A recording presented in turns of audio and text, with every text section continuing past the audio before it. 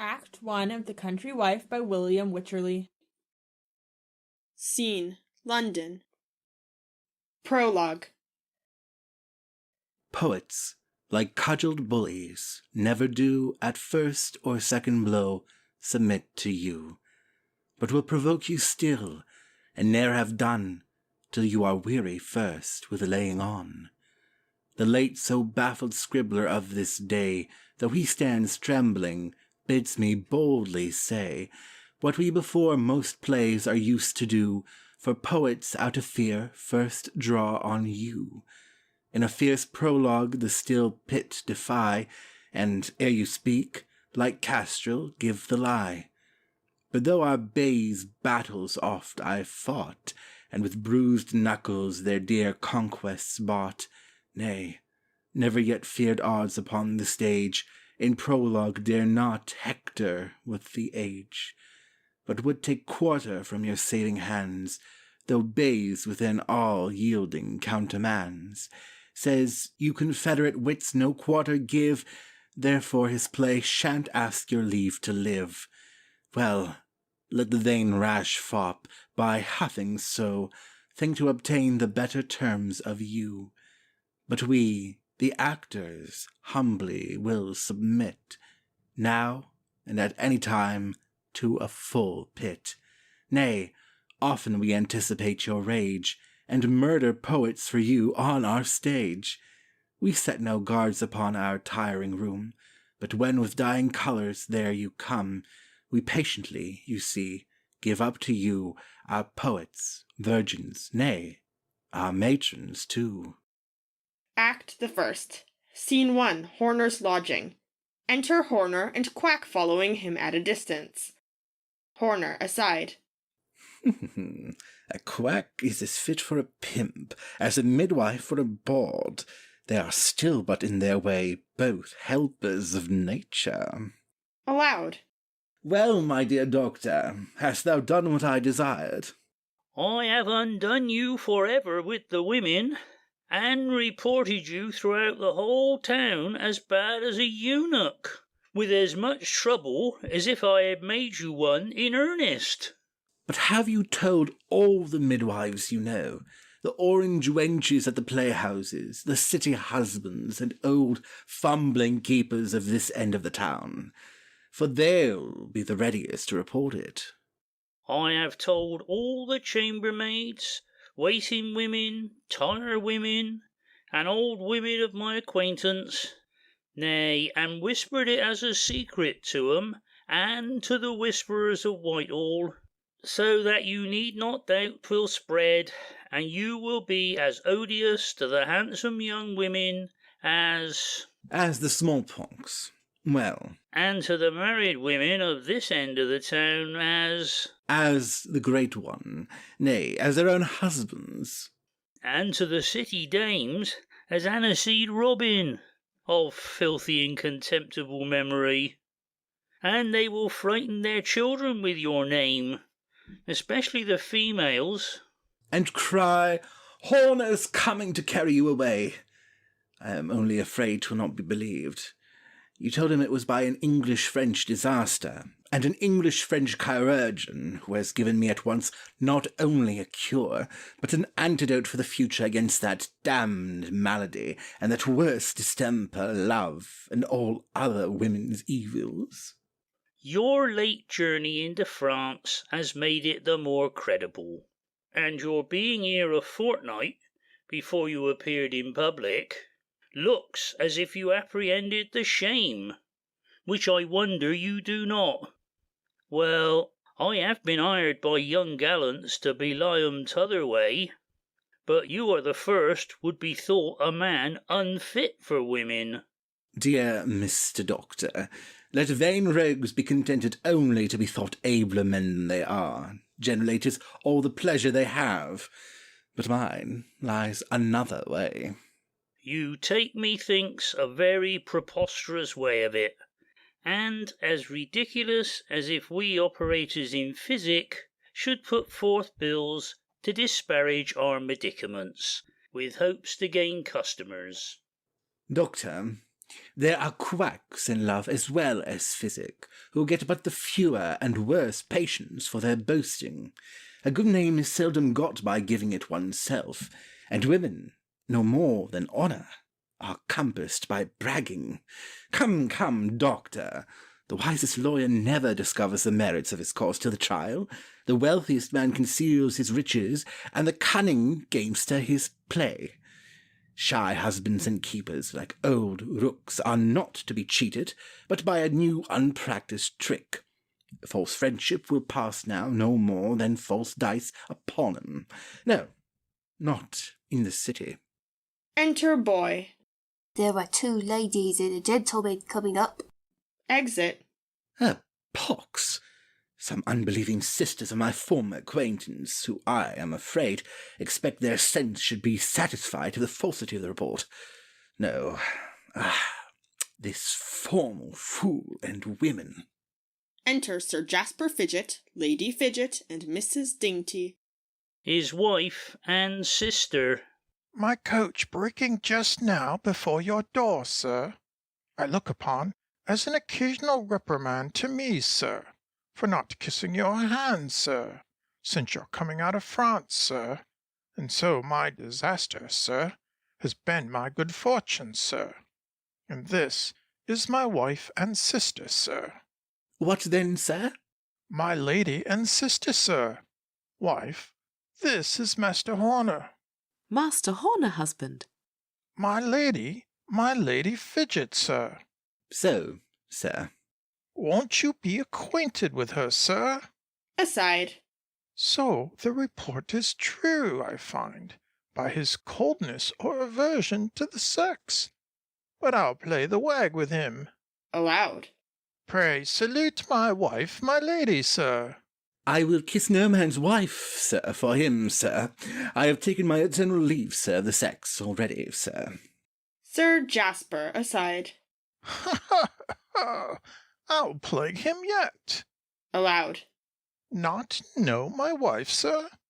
I do know your wife, sir. She's a woman, sir, and consequently a monster, sir. A greater monster than a husband, sir. A husband? How, sir? So, sir. But I make no more cuckolds, sir. Makes horns. Oh, Mercury! Mercury! Pray, Sir Jasper, let us be gone from this rude fellow. Who, by his breeding, would think he had ever been in France? Faugh! He's but too much a French fellow, such as hate women of quality and virtue for their love to their husbands. Sir Jasper, a woman is hated by 'em as much for loving her husband as for loving their money. But pray, let's be gone. You do well, madam, for I have nothing that you came for. I have brought over not so much as a bawdy picture, no new postures, nor the second part of the École de Filles, nor... Quack apart to Horner. Hold for shame, sir. What do you mean? You'll ruin yourself forever with the sex. He hates women perfectly, I find. What pity 'tis he should. Ay, he's a base fellow for it. But affectation makes not a woman more odious to them than virtue. Because your virtue is your greatest affectation, madam. How, you saucy fellow? Would you wrong my honour? If I could. How do you mean, sir? No, he can't wrong your ladyship's honour, upon my honour. He, poor man, hark you in your ear, a mere eunuch. Oh, filthy French beast! Foh, foh, why do we stay? Let's be gone. I can't endure the sight of him. Stay but till the chairs come. They'll be here presently. No, no. Nor can I stay longer. 'Tis, let me see, a quarter and a quarter of a minute past 11. The council will be sat. I must away. Business must be preferred always before love and ceremony with the wise, Mr. Horner. And the impotent, Sir Jasper. Aye, the impotent, Master Horner. Ha, ha, ha! What? Leave us with a filthy man alone in his lodgings? He's an innocent man now, you know. Pray stay. I'll hasten the chairs to you. Mr. Horner, your servant. I should be glad to see you at my house. Pray come and dine with me, and play at cards with my wife after dinner. You are fit for women at the game yet. Aside. 'Tis as much a husband's prudence to provide innocent diversion for a wife as to hinder her unlawful pleasures, and he had better employ her than let her employ herself. Aloud. Farewell. Your servant, Sir Jasper. Exit Sir Jasper. I will not stay with him, foe. Nay, madam, I beseech you, stay, if it be but to see I can be as civil to ladies yet as they would desire. No, foe, you cannot be civil to ladies. You as civil as ladies would desire? No, foe. Exeunt Lady Fidget and Mrs. Dainty Fidget. Now, I think, I, or you yourself rather, have done your business with the women. Thou art an ass. Don't you see already, upon the report, and my carriage, this grave man of business leaves his wife in my lodgings, invites me to his house, and wife, who before would not be acquainted with me out of jealousy. Nay, by this means you may be more acquainted with the husbands, but the less with the wives. Let me alone. If I can but abuse the husbands, I'll soon disabuse the wives. Stay, I'll reckon you up the advantages I am like to have by my stratagem. First, I shall be rid of all my old acquaintances, the most insatiable sort of duns, that invade our lodgings in a morning. And next to the pleasure of making a new mistress is that of being rid of an old one, and of all old debts. Love, when it comes to be so, is paid the most unwillingly. Well, you may be so rid of your old acquaintances, but how will you get any new ones? Doctor, thou wilt never make a good chemist, thou art so incredulous and impatient. Ask but all the young fellows of the town if they do not lose more time, like huntsmen, in starting the game than in running it down. One knows not where to find him, who will or will not. Women of quality are so civil, you can hardly distinguish love from good breeding, and a man is often mistaken. But now I can be sure, she that shows an aversion to me loves the sport, as those women that are gone, whom I warrant to be right. And then the next thing is, your women of honour, as you call them, are only chary of their reputations, not their persons, and 'tis scandal they would avoid, not men. Now may I have, by the reputation of a eunuch, the privileges of one, and be seen in a lady's chamber in a morning as early as a husband, kiss virgins before their parents or lovers, and may be, in short, the passe-partout of the town. Now, doctor. Nay, now you shall be the doctor, and your process is so new that we do not know, but it may succeed. Not so new neither. Probatum est, doctor. Well, I wish you luck, and many patience, whilst I go to mine. Exit. Enter Harcourt and Dorlant.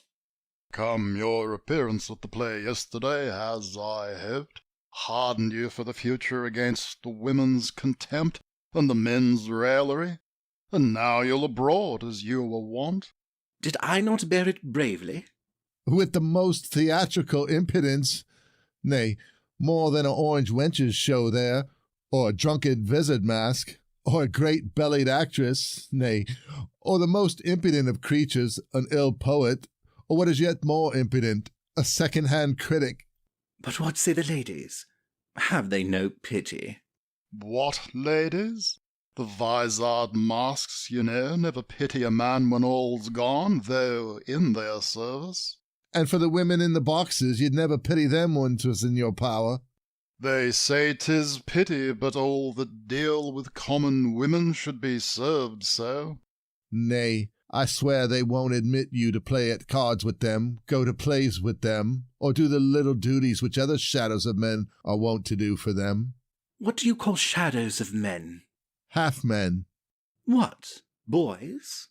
Aye, your old boys, old beaux garçons, who like superannuated stallions are suffered to run, feed, and whinny with the mares as long as they live, though they can do nothing else. Well, a pox on love and wenching. Women serve but to keep a man from better company. Though I can't enjoy them, I shall you the more. Good fellowship and friendship are lasting, rational and manly pleasures. For all that, give me some of those pleasures you call effeminate too. They help to relish one another. They disturb one another. Now, mistresses are like books. If you pore upon 'em too much, they doze you, and make you unfit for company. But if used discreetly, you are the fitter for conversation by 'em. A mistress should be like a little country retreat near the town, not to dwell in constantly, but only for a night and away, to taste the town the better when the man returns. I tell you, 'tis as hard to be a good fellow, a good friend and a lover of women, as 'tis to be a good fellow, a good friend, and a lover of money. You cannot follow both, then choose your side. Wine gives you liberty, love takes it away. Gad, he's in the right on't. Wine gives you joy, love, grief and tortures, besides surgeons. Wine makes us witty, love only sots. Wine makes us sleep, love breaks it. By the world, he has reason, Harcourt. Wine makes... Aye, wine makes us princes. Love makes us beggars, poor rogues, egad. And wine... So, there's one converted. No, love and wine, oil and vinegar. I grant it, love will still be uppermost. Come, for my part I will have only those glorious manly pleasures of being very drunk and very slovenly. Enter boy. Mr. Sparkish is below, sir. Exit. What, my dear friend? A rogue that is fond of me only, I think, for abusing him. No, he can no more think the men laugh at him than that women jilt him. His opinion of himself is so good. Well, there's another pleasure by drinking I thought not of. I shall lose his acquaintance because he cannot drink. And you know 'tis a very hard thing to be rid of him, for he's one of those nauseous officers at wit, who, like the worst fiddlers, run themselves into all companies. One that, by being in the company of men of sense, would pass for one. And may so to the short-sighted world, as a false jewel amongst true ones is not discerned at a distance. His company is as troublesome to us as a cuckold's when you have a mind to his wife's. No, the rogue will not let us enjoy one another, but ravishes our conversation, though he signifies no more to it than St. Martin Marol's gaping, an awkward thrumming upon the lute, does to his man's voice and music. And to pass for a wit in town shows himself a fool every night to us that are guilty of the plot. Such wits as he are, to a company of reasonable men, like rooks to the gamesters, who only fill a room at the table, but are so far from contributing to the play that they only serve to spoil the fancy of those that do. Nay, they are used like rooks too, snubbed, checked, and abused, yet the rogues will hang on. Pox on 'em, and all that force nature, and would be still what she forbids 'em. Affectation is their greatest monster. Most men are the contraries to that, they would seem. Your bully, you see, is a coward with a long sword. The little humbly fawning physician with his ebony cane, is he that destroys men? The usurer, a poor rogue, possessed of mouldy bonds and mortgages, we they call spendthrifts are only wealthy, who lay out his money upon daily new purchases of pleasure. Aye, your errantist cheat is your trustee or executor, your jealous man the greatest cuckold, your churchman the greatest atheist, and your noisy pert rogue of a wit the greatest fop, dullest ass, and worst company, as you shall see. Oh, for here he comes. Enter Sparkish. How is't, Sparks? How is't? Well, faith, Harry, I must rally thee a little. Upon the report in town of thee, I can't hold in faith. Shall I speak? Yes, but you'll be so bitter then. Honest Dick and Frank here shall answer for me. I will not be extreme bitter by the universe. We will be bound in a £10,000 bond he shall not be bitter at all. Nor sharp, nor sweet. What? Not downright insipid? Nay, then, since you are so brisk and provoke me, take what follows. You must know I was discoursing and rallying with some ladies yesterday, and they happened to talk of the fine new signs in town. Very fine ladies, I believe. Said I know where the best new sign is. Where? Says one of the ladies. In Covent Garden, I replied. Said another, in what street? In Russell Street, answered I. Lord, says another, I'm sure there was never a fine new sign there yesterday. Yes, but there was, said I again, and it came out of France, and has been there a fortnight. Ah, pox! I can hear no more, prithee. No, hear him out. Let him tune his crowd awhile. The worst music, the greatest preparation. Nay, faith, I'll make you laugh. It cannot be, says a third lady. Yes, yes, quoth I again.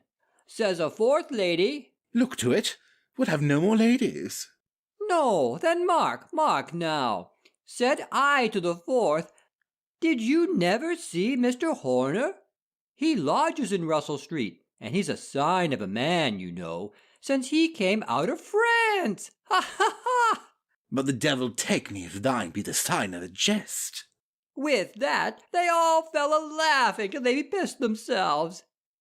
What? But it does not move you, methinks? Well, I see one had as good to go to law without a witness as break a jest without a laughter on one side. Come, come, Sparks, but where do we dine? I have left at Whitehall an earl to dine with you. Why, I thought thou hadst loved a man with a title better than a suit with a French trimming to it. Go to him again. No, sir. A wit, to me, is the greatest title in the world. But go dine with your earl, sir. He may be exception. We are your friends, and will not take it ill to be left, I do assure you. Nay, faith, he shall go to him. Nay, pray, gentlemen. We'll thrust you out if you won't. What? Disappoint anybody for us?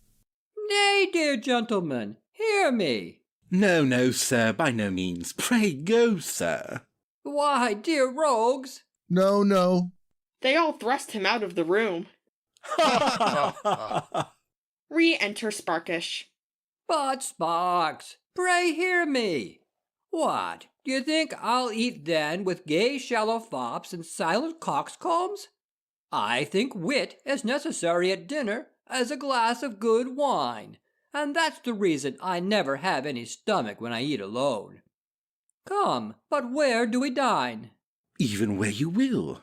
At Chatelain's? Yes, if you will. Or at the Cock? Yes, if you please. Or at the Dog and Partridge? Aye, if you have a mind to it, for we shall dine at neither. Pshaw! With your foolin' we shall lose the new play, and I would no more miss seeing a new play the first day than I would miss sitting in the wit's row. Therefore I'll go fetch my mistress, and away. Exit. Enter Pinchwife. Who have we here? Pinchwife? Gentlemen, your humble servant. Well, Jack, by thy long absence from the town, the grumness of thy countenance, and the slovenliness of thy habit, I should give thee joy, should I not, of marriage. Pinchwife, aside. Death, does he know I'm married too? I thought to have concealed it from him at least. Aloud. My long stay in the country will excuse my dress, and I have a suit of law that brings me up to town that puts me out of humour. Besides, I must give Sparkish tomorrow £5,000 to lie with my sister. Nay, you country gentleman, rather than not purchase will buy anything, and he is a cracked title if we may quibble. Well, but am I to give thee joy? I heard thou wert married. What then? Why, the next thing that is to be heard is, thou'rt a cuckold. Pinchwife aside. Insupportable name. But I did not expect marriage from such a whoremaster as you, one that knew the town so much, and women so well. Why, I have married no London wife. Pshaw! That's of one. That grey circumspection in marrying a country wife is like refusing a deceitful pampered Smithfield jade to go and be cheated by a friend in the country. Pinchwife aside. A pox on him and his simile. Aloud. At least we are a little surer of the breed there. Know what her keeping has been, whether foiled or unsound. Come, come, I have known a clap gotten in Wales, and there are cousins, justice clerks, and chaplains in the country. I won't say coachmen, but she is handsome and young. Pinchwife aside. I'll answer as I should do. Aloud. No, she has no beauty but her youth, no attraction but her modesty. Wholesome, homely, and housewifely, that's all. He talks as like a grazier as he looks. She's too awkward, ill-favoured, and silly to bring to town. Then methinks you should bring her to be taught breeding. To be taught? No, sir, I thank you. Good wives and private soldiers should be ignorant. I'll keep her from your instructions, I warrant you. Harcourt aside. The rogue is as jealous as if his wife were not ignorant. Why, if she be ill-favoured, there will be less danger here for you than by leaving her in the country. We have such variety of dainties that we are seldom hungry. But they always have coarse, constant, swinging stomachs in the country. Foul feeders indeed. And your hospitality is great there. Open house, every man's welcome. So, gentlemen. But prithee, why shouldst thou marry her?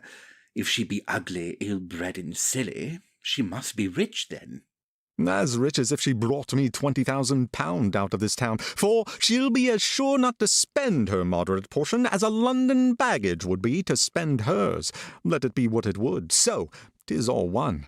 Then, because she's ugly, she's the likelier to be my own, and, being ill-bred, she'll hate conversation, and, since silly and innocent, will not know the difference betwixt a man of 21 and one of 40.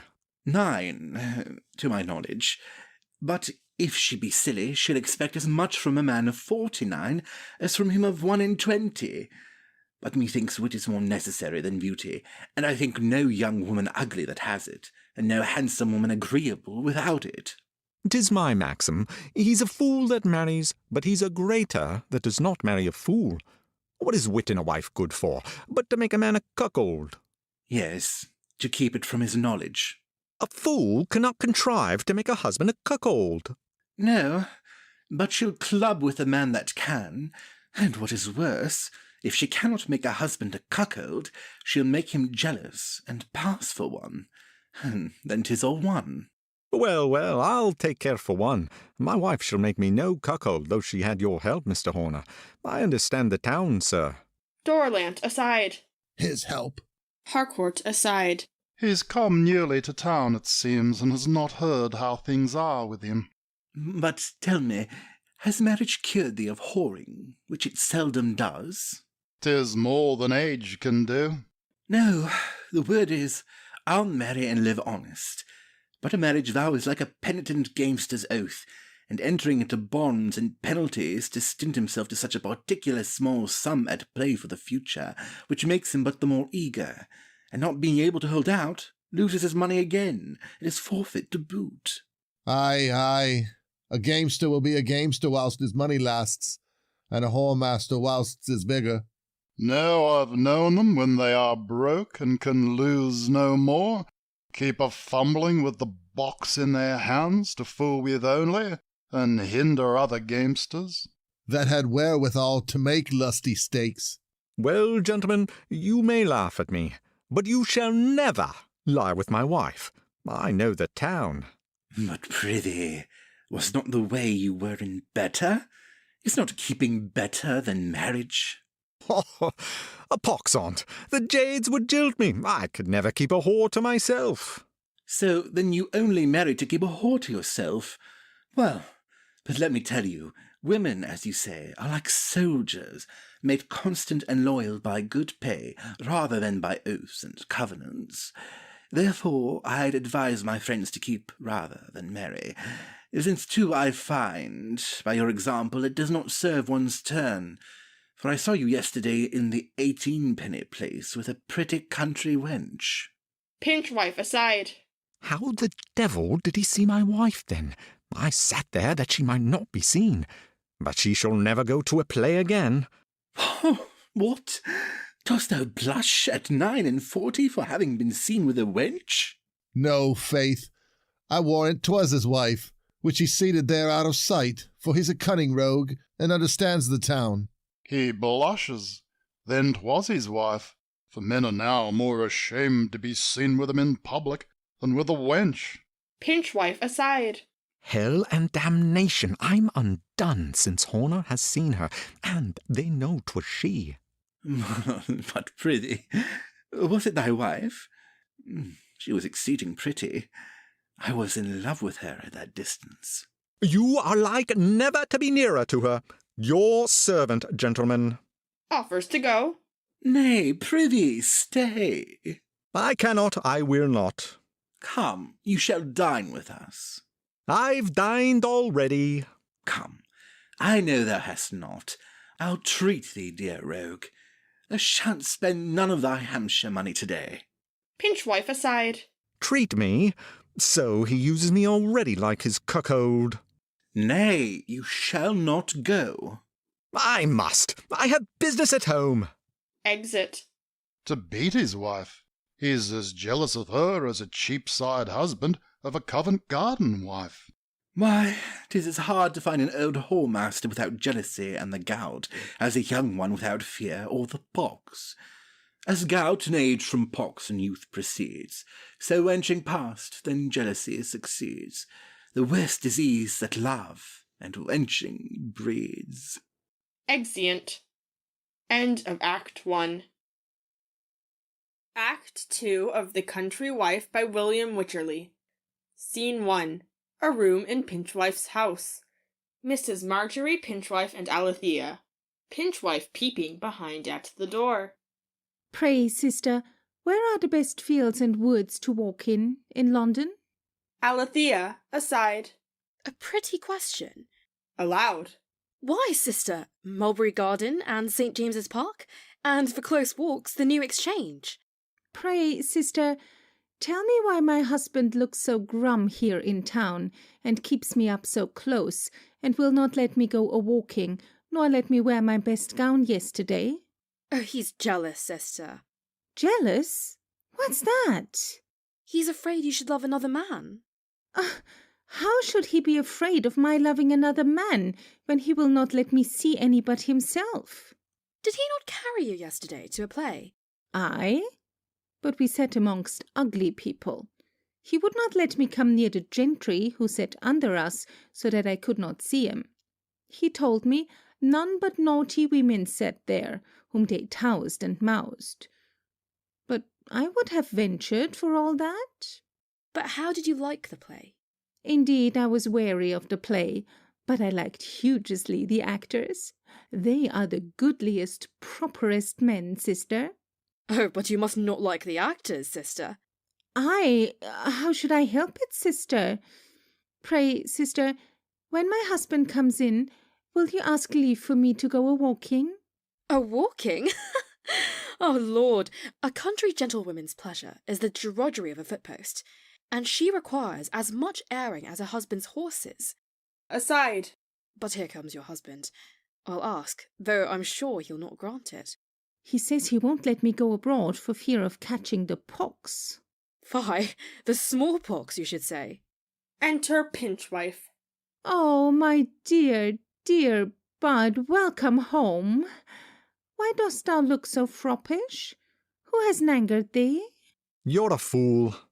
Mrs. Pinchwife goes aside and cries.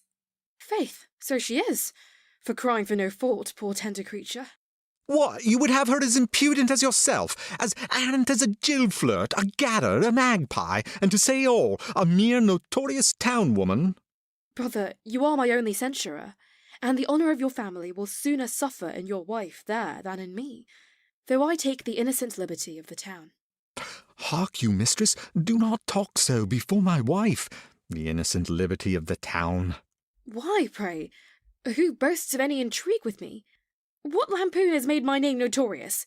What ill women frequent my lodgings? I keep no company with any women of scandalous reputations. No, you keep the men of scandalous reputations company. Where? Would you not have me civil? Answer him in a box at the plays, in the drawing room at Whitehall, in St. James's Park, Mulberry Garden, or... Hold, do not teach my wife where the men are to be found. I believe she's the worse for your town documents already. I bid you, keep her in ignorance as I do. Indeed, be not angry with her, Bud. She will tell me nothing of the town, though I ask her 1,000 times a day. Then you are very inquisitive to know, I find. Not I, indeed, dear. I hate London. Our place house in the country is worth 1,000 oft. Would I were there again? So you shall, I warrant. But were you not talking of plays and players when I came in? To Alethea. You are her encourager in such discourses. No, indeed, dear. She chid me just now for liking the player-men. Pinchwife aside. Nay, if she be so innocent as to own to me her liking them, there is no hurt in't. Aloud. Come, my poor rogue, but thou likest none better than me. Yes, indeed, but I do. The player-men are finer folks. But you love none better than me. You are my own dear Bud, and I know you. I hate a stranger. Ay, my dear, you must love me only, and not be like the naughty town women, who only hate their husbands and love every man else, love plays, visits, fine coaches, fine clothes, fiddles, balls, treats, and so lead a wicked town life. Nay, if to enjoy all these things be a town life, London is not so bad a place, dear. How? If you love me, you must hate London. Alethea aside. The fool has forbid me discovering to her the pleasures of the town, and he is now setting her agog upon them himself. But, husband, do the town women love the player-men too? Yes, I warrant you. Aye, I warrant you. Why, you do not, I hope. No, Bud, but why have we no player-men in the country? Ha, Mrs. Minx, ask me no more to go to a play. Nay, why, love? I did not care for going, but when you forbid me, you make me, as 'twere, desire it. Alethea aside. So 'twill be in other things, I warrant. Pray let me go to a play, dear. Hold your peace, I woe not. Why, love? Why, I'll tell you. Alethea aside. Nay, if he tell her, she'll give him more cause to forbid her that place. Pray why, dear? First, you like the actors, and the gallants may like you. What? A homely country girl? No, Bud, nobody will like me. I tell you, yes, they may. No, you jest. I won't believe you. I will go. I tell you, then, that one of the lewdest fellows in town who saw you there told me he was in love with you. Indeed? Who, pray, who was't? Pinchwife aside. I've gone too far and slipped before I was aware. How overjoyed she is. Was it any Hampshire gallant, any of our neighbours? Ah, I promise you I am beholden to him. I promise you, you lie, for he would but ruin you as he has done hundreds. He has no other love for women but that. Such as he look upon women like basilisks, but to destroy 'em. Aye, but if he loves me, why should he ruin me? Answer me to that. Methinks he should not. I would do him no harm. 'Tis very well, but I'll keep him from doing you any harm, or me either. But here comes company. Get you in. But pray, husband, is he a pretty gentleman that loves me? In, baggage, in. Thrusts her in and shuts the door. Enter Sparkish and Harcourt. What, all the lewd libertines of the town brought to my lodging by this easy coxcomb? 'Sdeath, I'll not suffer it. Here, Harcourt, do you approve my choice? To Alethea. Dear little rogue, I told you I'd bring you acquainted with all my friends, the wits and... Harcourt salutes her. Aye, and they shall know her as well as you yourself will, I warrant you. This is one of those, my pretty rogue, that are to dance at your wedding tomorrow, and him you must bid welcome ever to what you and I have. Pinchwife aside. Monstrous! Harcourt, how dost thou like her, Faith? Nay, dear, do not look down. I should hate to have a wife of mine out of countenance at anything. Pinchwife aside. Wonderful! Tell me, I say, Harcourt, how dost thou like her? Thou hast stared upon her enough to resolve me. So infinitely well that I could wish I had a mistress too, that might differ from her in nothing but her love and engagement to you. Sir, Master Sparkish has often told me that his acquaintance were all wits and railleries, and now I find it. No, by the universe, madam, he does not rally now. You may believe him. I do assure you he is the honestest, worthiest, true-hearted gentleman. A man of such perfect honour, he would say nothing to a lady he does not mean. Pinchwife aside. Praising another man to his mistress. Sir, you are so beyond expectation obliging that... Nay, egad, I am sure you do admire her extremely. I see it in your eyes. He does admire you, madam. By the world, don't you? Yes, above the world, all the most glorious part of it, her whole sex. Until now I never thought I should have envied you, or any man about to marry, but you have the best excuse for marriage I ever knew. Nay now, sir, I'm satisfied you are of the society of the wits and railleries, since you cannot spare your friend, even when he is but too civil to you.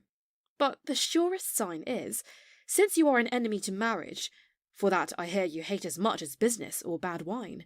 Truly, madam, I was never an enemy to marriage till now, because marriage was never an enemy to me before. But why, sir, is marriage an enemy to you now? Because it robs you of your friend here? For you look upon a friend married as one gone into a monastery, that is, dead to the world. 'Tis indeed because you marry him. I see, madam, you can guess my meaning. I do confess heartily and openly, I wish it were in my power to break the match. By heavens, I would. Poor Frank! Would you be so unkind to me? No, 'tis not because I would be unkind to you. Poor Frank! No, gad, 'tis only his kindness to me. Pinchwife aside. Great kindness to you indeed, insensible fop. Let a man make love to his wife, to his face.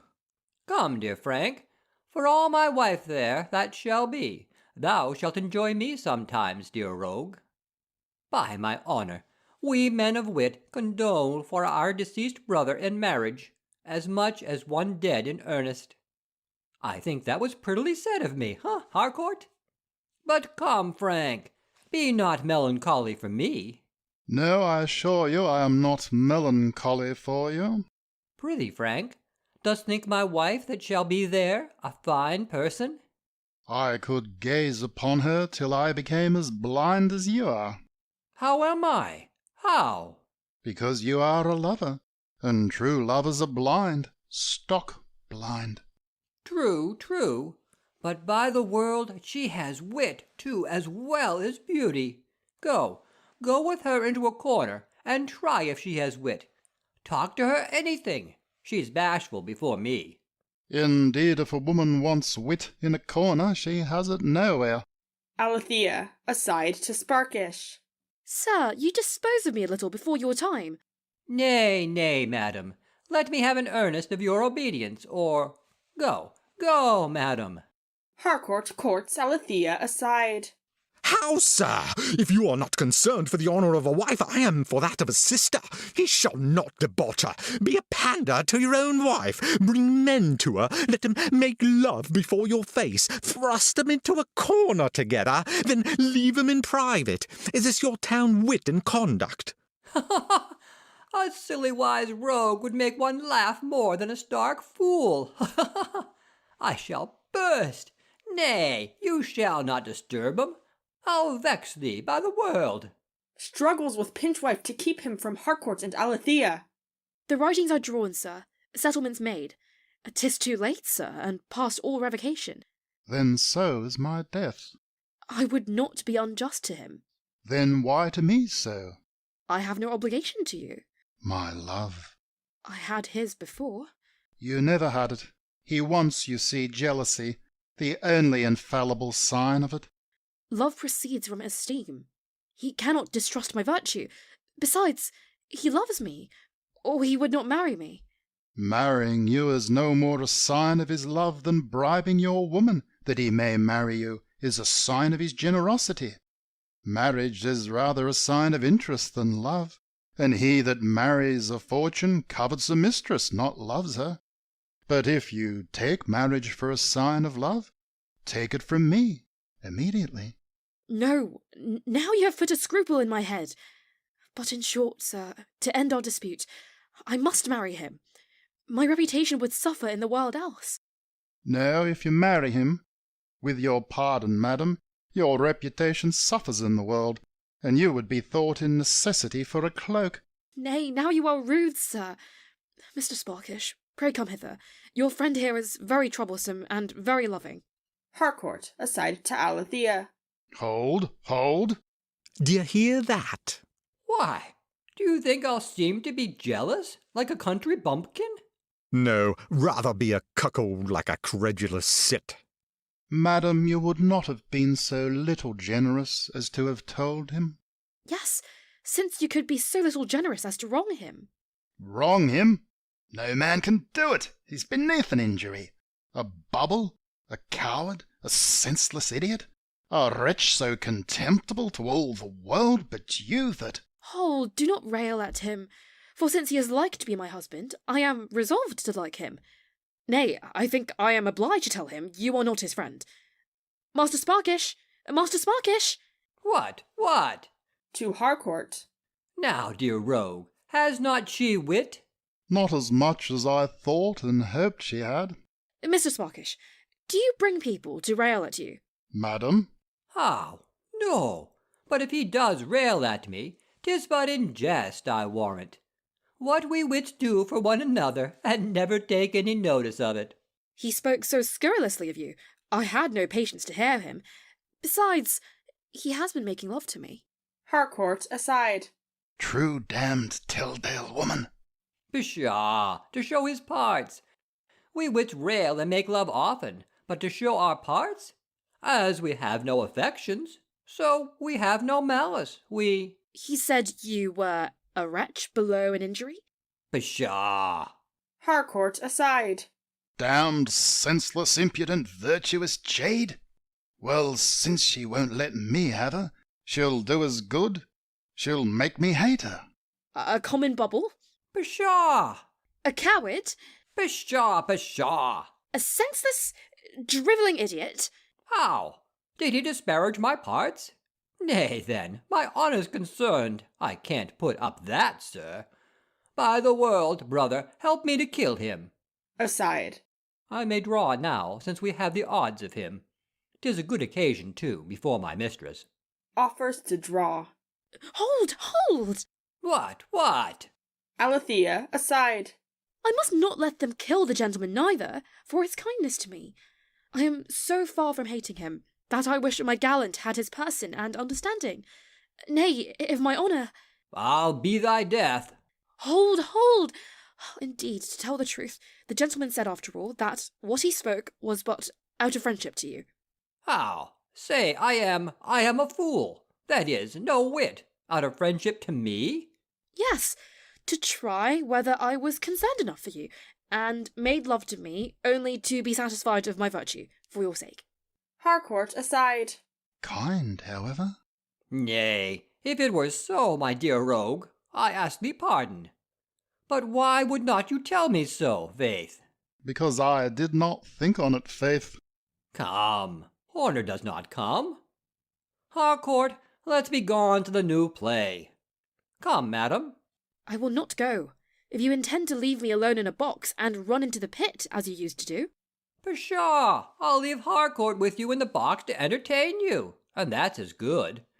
If I sat in the box, I should be thought to no judge but of trimmings. Come away, Harcourt, lead her down. Exeunt Sparkish, Harcourt, and Alethea. Well, go thy ways for the flower of the true town fops, such as spend their estates before they come to 'em, and are cuckolds before they're married. But let me go look to my own freehold. How? Enter Lady Fidget, Mrs. Dainty Fidget, and Mrs. Squeamish. Your servant, sir. Where is your lady? We are come to wait upon her to the new play. A new play? And my husband will wait upon you presently. Pinchwife aside. Damn your civility. Aloud.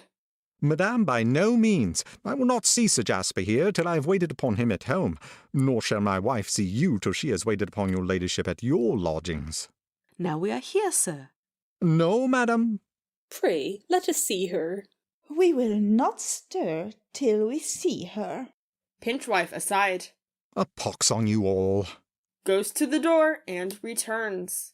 But she has locked the door and is gone abroad. No, you have locked the door, and she's within. They told us below she was here. Pinchwife aside. Will nothing do? Aloud. Well, it must out then. To tell you the truth, ladies, which I was afraid to let you know before, lest it might endanger your lives, my wife has just now the smallpox come upon her. Do not be frightened, but pray be gone, ladies. You shall not stay here in danger of your lives. Pray get you gone, ladies. No, no, we have all had 'em. Alack, alack. Come, come, we must see how it goes with her. I understand the disease. Come. Pinchwife aside.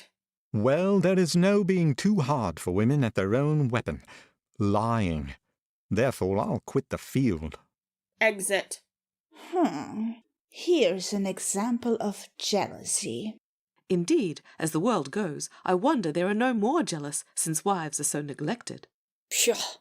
As the world goes, to what end should they be jealous? Pho! 'Tis a nasty world. That men of parts, great acquaintance and quality, should take up with and spend themselves and fortunes in keeping little playhouse creatures. Pho! Nay, that women of understanding, great acquaintance, and good quality should fall a-keeping too of little creatures. Pho! Why, 'tis the men of quality's fault.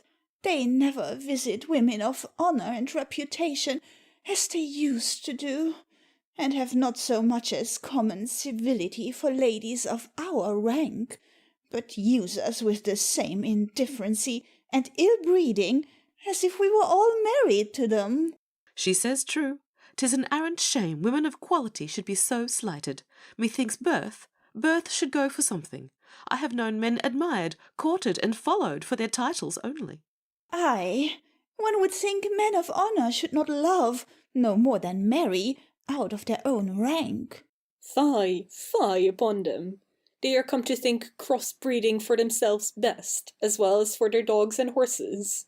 They are dogs and horses for it. One would think, if not for love, for vanity, a little. Nay, they do satisfy their vanity upon us sometimes, and are kind to us in their report. Tell all the world they lie with us. Damned rascals, that we should be only wronged by 'em. To report a man has had a person when he has not had a person is the greatest wrong in the whole world that can be done to a person. Well, 'tis an arrant shame noble persons should be so wronged and neglected. But still, 'tis an arrant shame for a noble person to neglect her own honour, and defame her own noble person with little inconsiderable fellows. Pho! I suppose the crime against our honour is the same with a man of quality as with another. How? No, sure. The man of quality is likest one's husband, and therefore the fault should be the less. But then the pleasure should be less. Fie, fie, fie, for shame, sister. Whither shall we ramble? Be continent in your discourse, or I shall hate you. Besides, an intrigue is so much the more notorious for the man's quality. 'Tis true that nobody takes notice of a private man, and therefore with him 'tis more secret, and the crime's the less when 'tis not known. You say true. I'faith, I think you are in the right on't. 'Tis not an injury to a husband till it be an injury to our honours, so that a woman of honour loses no honour with a private person, and to say truth. Mrs. Dainty Fidget, apart to Mrs. Squeamish.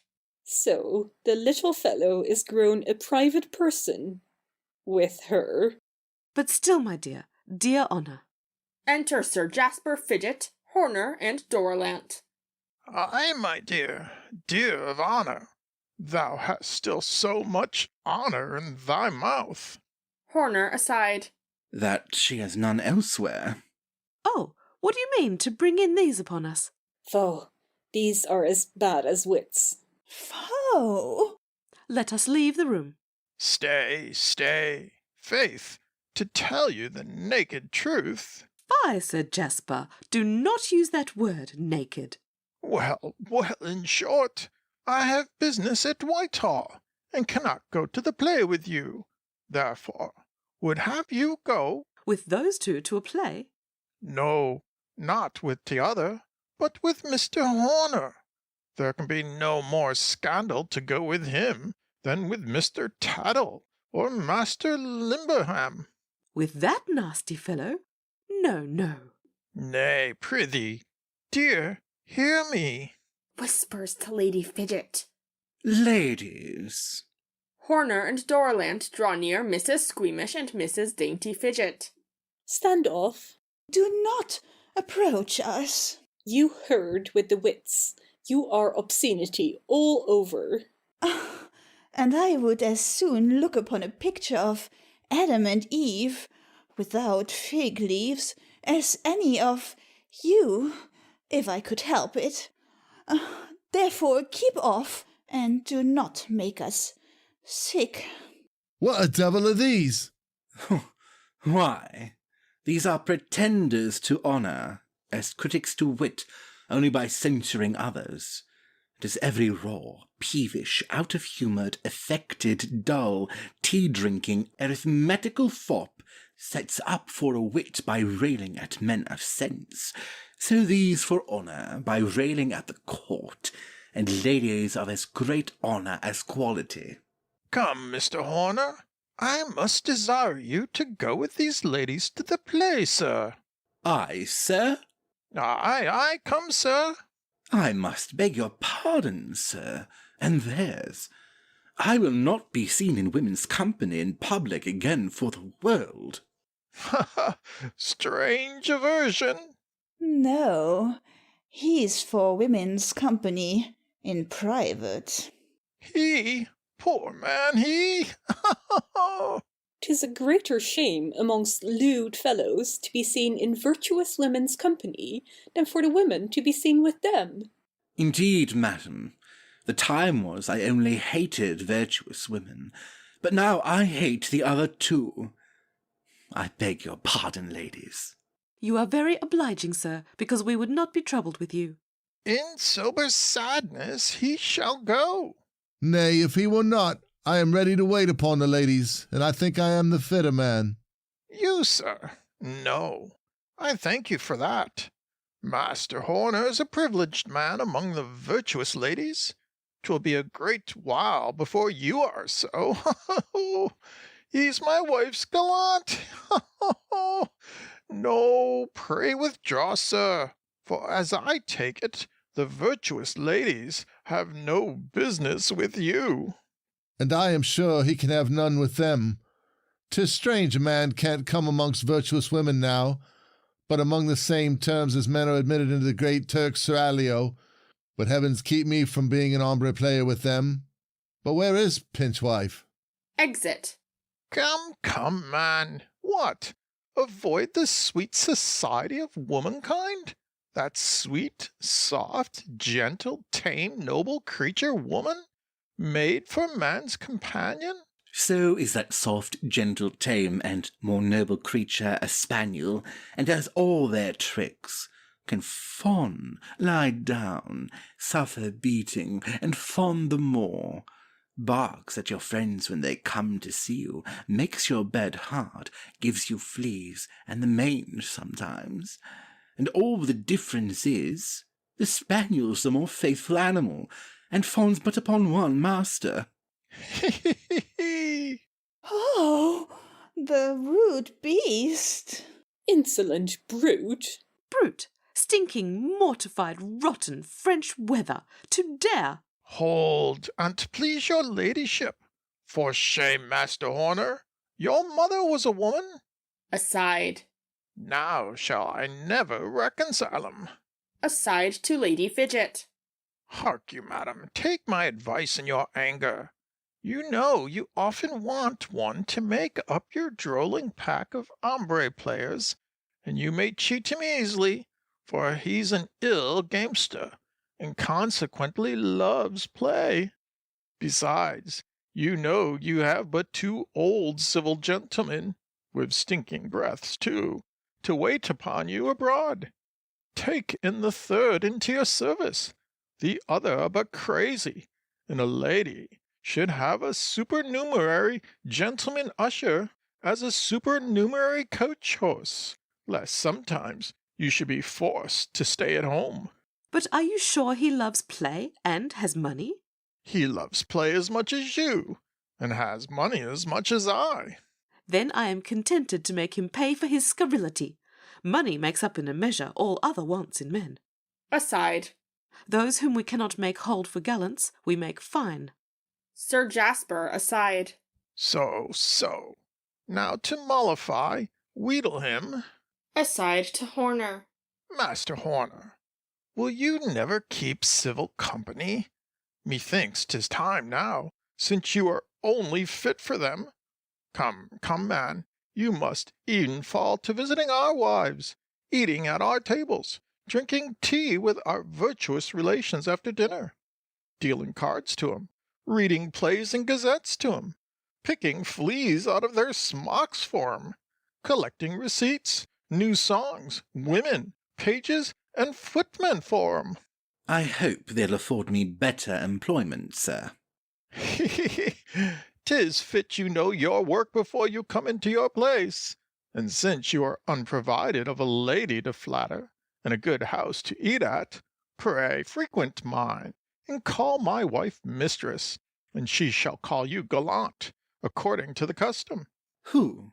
I? Faith, thou shalt for my sake come, for my sake only. For your sake? Come, here's a gamester for you.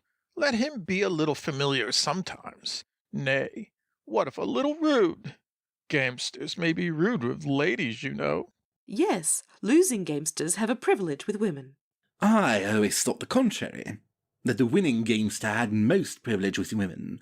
For when you have lost your money to a man, you lose anything you have. All you have, they say, and he may use you as he pleases. Well, win or lose, you shall have your liberty with her. As he behaves himself. And for your sake, I'll give him admittance and freedom. All sorts of freedom, madam. Aye, all sorts of freedom thou canst take. And so go to her, begin thy new employment, wheedle her, jest with her, and be better acquainted one with another. Horner, aside. I think I know her already, therefore may venture with her my secret for hers. Horner and Lady Fidget whisper. Sister Coz, I have provided an innocent playfellow for you there. Who? He? There's a playfellow, indeed. Yes, sure. What? He is good enough to play at cards, blind man's bluff, or the fool with sometimes. Foh! We'll have no such playfellows. No, sir. You shan't choose playfellows for us. We thank you. Nay, pray hear me. Whispering to them. But Poor gentleman, could you be so generous, so truly a man of honour, as for the sakes of us women of honour, to cause yourself to be reported no man? No man! And to suffer yourself the greatest shame that could fall upon a man, that none might fall upon us women by your conversation. But indeed, sir, as perfectly the same man as before your going into France, sir. As perfectly, sir? As perfectly, madam. Nay, I scorn you should take my word. I desire to be tried only, madam. Well, that's spoken again like a man of honour. All men of honour desire to come to the test. But, indeed, generally you men report such things of yourselves, one does not know how or whom to believe. And it is come to that pass, we dare not take your words, no more than your tailors, without some staid servant of yours be bound with you. But I have so strong a faith in your honour, dear, dear noble sir, that I'd forfeit mine for yours at any time, dear sir. No, madam, you should not need to forfeit it for me. I have given you security already to save you harmless, my late reputation being so well known in the world, madam. But if upon any future falling out, or upon a suspicion of my taking the trust out of your hands to employ some other, you yourself should betray your trust, dear sir. I mean, if you'll give me leave to speak obscenely, you might tell, dear sir. If I did, nobody would believe me. The reputation of impotency is as hardly recovered again in the world as that of cowardice, dear madam. Nay, then, as one may say, you may do your worst, dear, dear sir. Come, is your ladyship reconciled to him yet?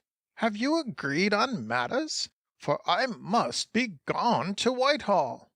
Why, indeed, Sir Jasper, Master Horner is 1,000 times a better man than I thought him.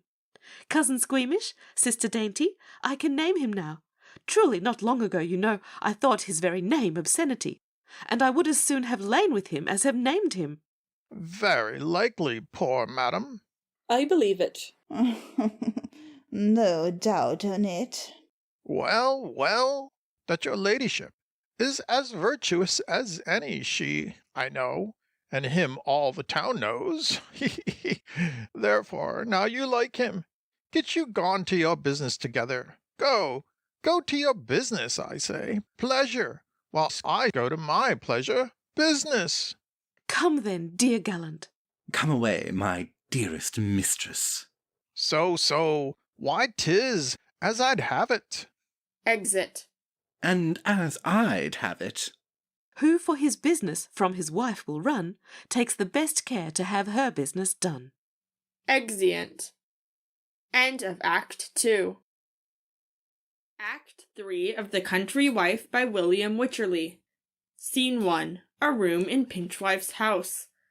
Enter Alethea and Mrs. Pinchwife. Sister, what ails you? You are grown melancholy. Would it not make anyone melancholy to see you go every day fluttering about abroad, while I must stay at home like a poor, lonely, sullen bird in a cage? Aye, sister, but you came young, and just from the nest to your cage, so that I thought you liked it, and could be as cheerful in it as others that took their flight themselves early, and are hopping abroad in the open air. Nay, I confess I was quiet enough till my husband told me what pure lives the London ladies live abroad, with their dancing, meetings, and junketings, and dressed every day in their best gowns, and, I warrant you, play at ninepins every day of the week, so they do. Enter Pinchwife. Come, what's here to do? You're putting the town pleasures in her head and setting her a-longing. Yes, after ninepins.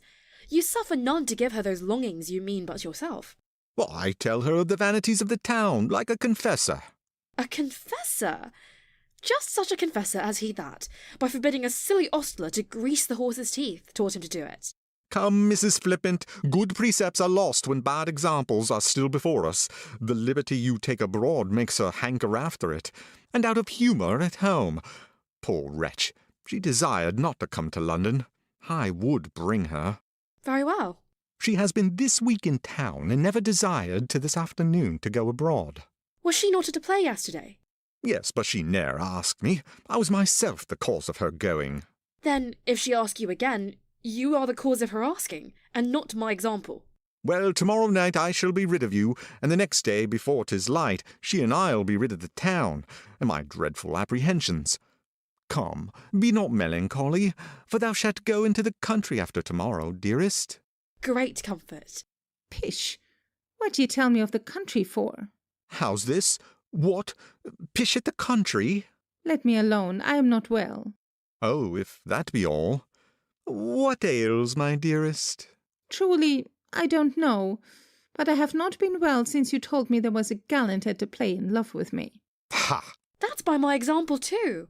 Nay, if you are not well, but are so concerned because a lewd fellow chanced to lie and say he liked you, you'll make me sick too. Of what sickness? Oh, of that which is worse than the plague.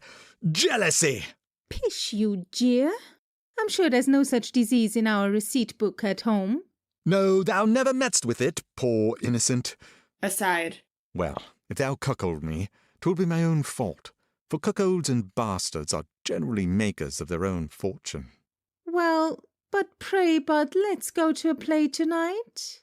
'Tis just done. She comes from it. But why are you so eager to see a play? Faith, dear, not that I care one pin for their talk there, but I like to look upon the player men, and would see if I could the gallant you say loves me. That's all, dear Bud. Oh, is that all, dear Bud? This proceeds from my example.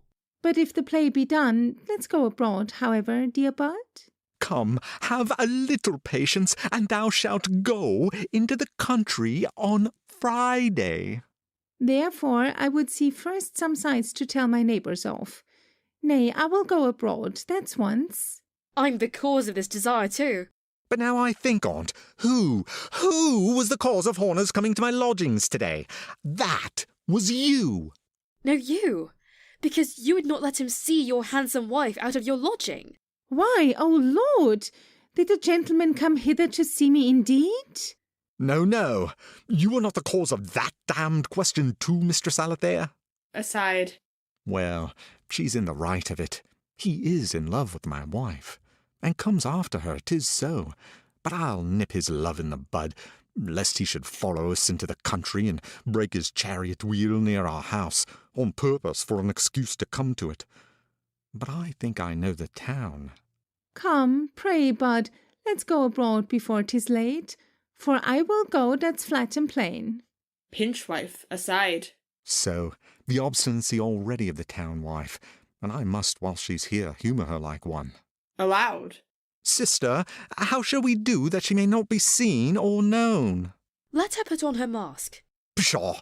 A mask makes people but the more inquisitive, and is as ridiculous a disguise as a stage beard. Her shape, stature, habit will be known, and if we should meet with Horner, he would be sure to take acquaintance with us, must wish her joy, kiss her, talk to her, leer upon her, and the devil in all. No, I'll not use her to a mask. 'Tis dangerous, for masks have made more cuckolds than the best faces that were ever known. How will you do then? Nay, shall we go? The exchange will be shut, and I have a mind to see that. So, I have it! I'll dress her up in the suit we were to carry down to her brother, little Sir James. Nay, I understand the town tricks. Come, let's go dress her. A mask, no. A woman masked like a covered dish gives a man curiosity and appetite. When it may be uncovered, 'twould turn his stomach. No, no. Indeed, your comparison is something a greasy one. But I had a gentle gallant used to say, a beauty masked, like the sun in eclipse, gathers together more gazers than if it shined out. Exeunt. Scene 2. The New Exchange. Enter Horner, Harcourt, and Dorlant. Engaged to women and not sup with us. Aye, a pox on 'em all. You were a much more reasonable man in the morning, and had as noble resolutions against him as a widower of a week's liberty. Did I ever think to see you keep company with women in vain? In vain? No, 'tis since I can't love him, not to be revenged on him. Now your sting is gone. You looked in the box amongst all those women like a drone in the hive. All upon you, shoved and ill-used by 'em all, and thrust from one side to the other. Yet he must be buzzing amongst 'em still, like other beetle-headed licorice drones. Avoid 'em and hate 'em as they hate you. Because I do hate him, and would hate him yet more, I'll frequent him. You may see by marriage nothing makes a man hate a woman more than her constant conversation.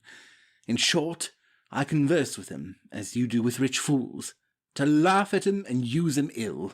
But I would no more sup with women unless I could lie with them, than sup with a rich coxcomb unless I could cheat 'em. Yes, I have known thee sup with a fool for his drinking. If he could set out your hand that way only, you were satisfied, and if he were a wine-swallowing mouth, 'twas enough.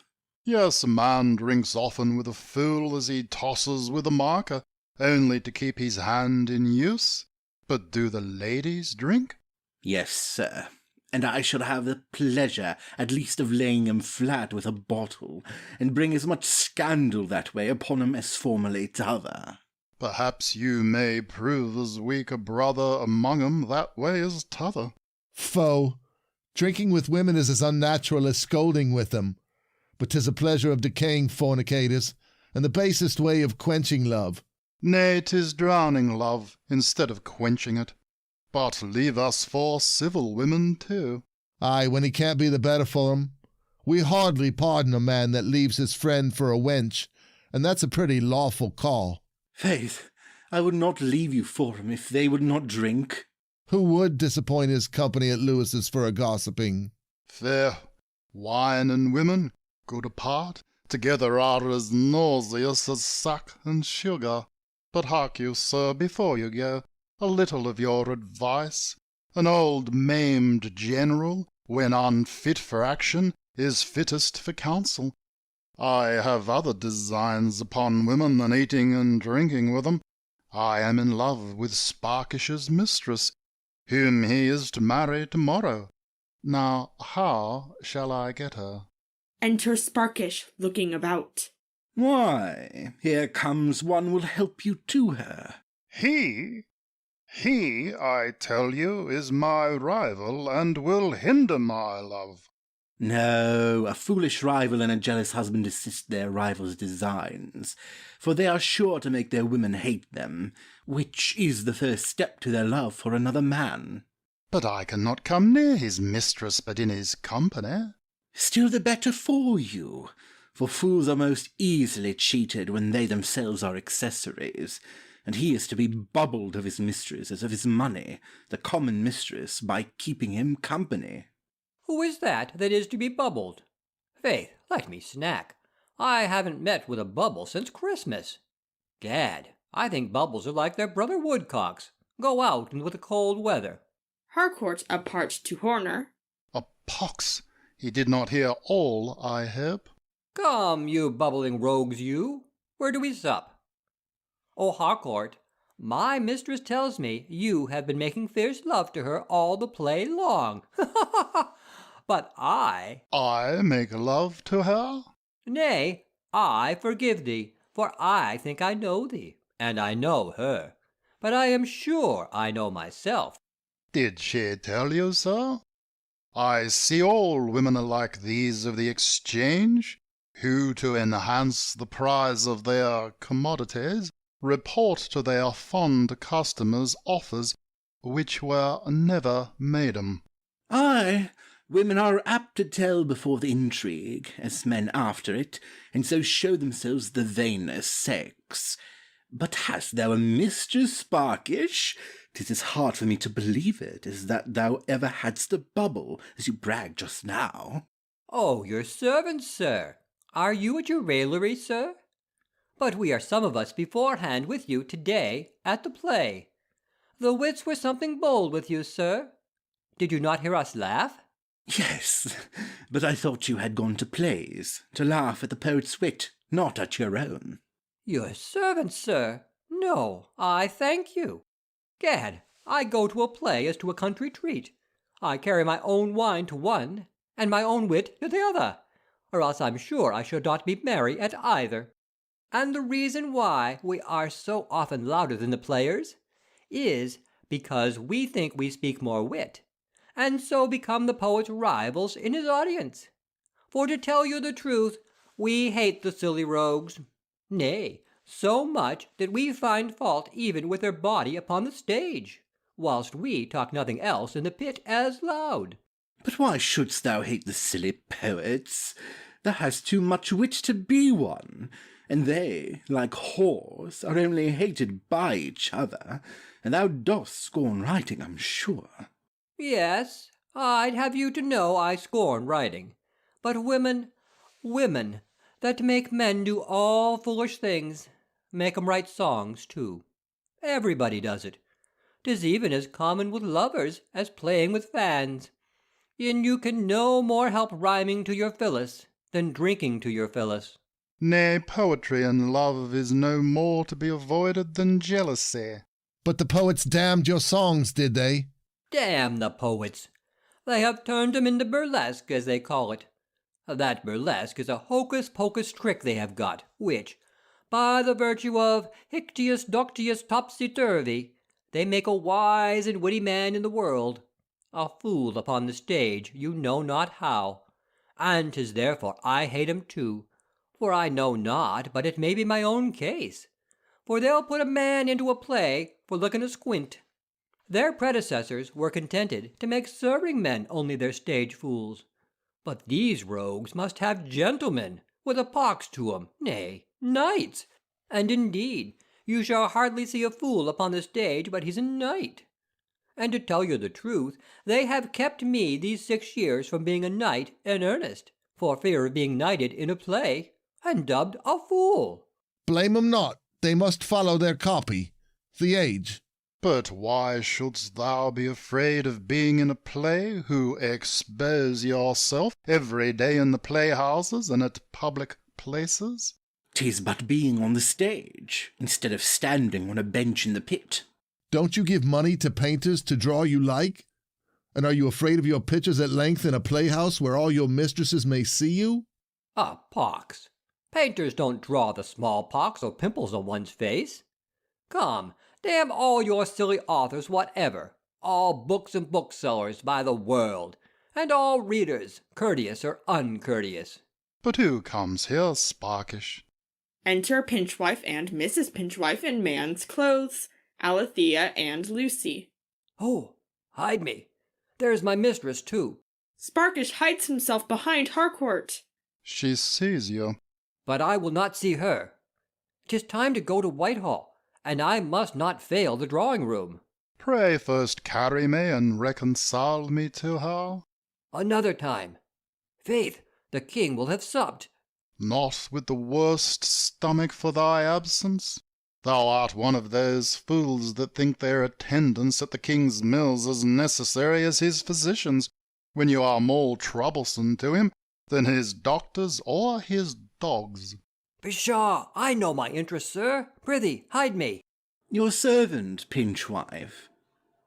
What? He knows us not. Pinchwife to his wife aside. Come along. Pray, have you any ballads? Give me 6 pennyworth. We have no ballads.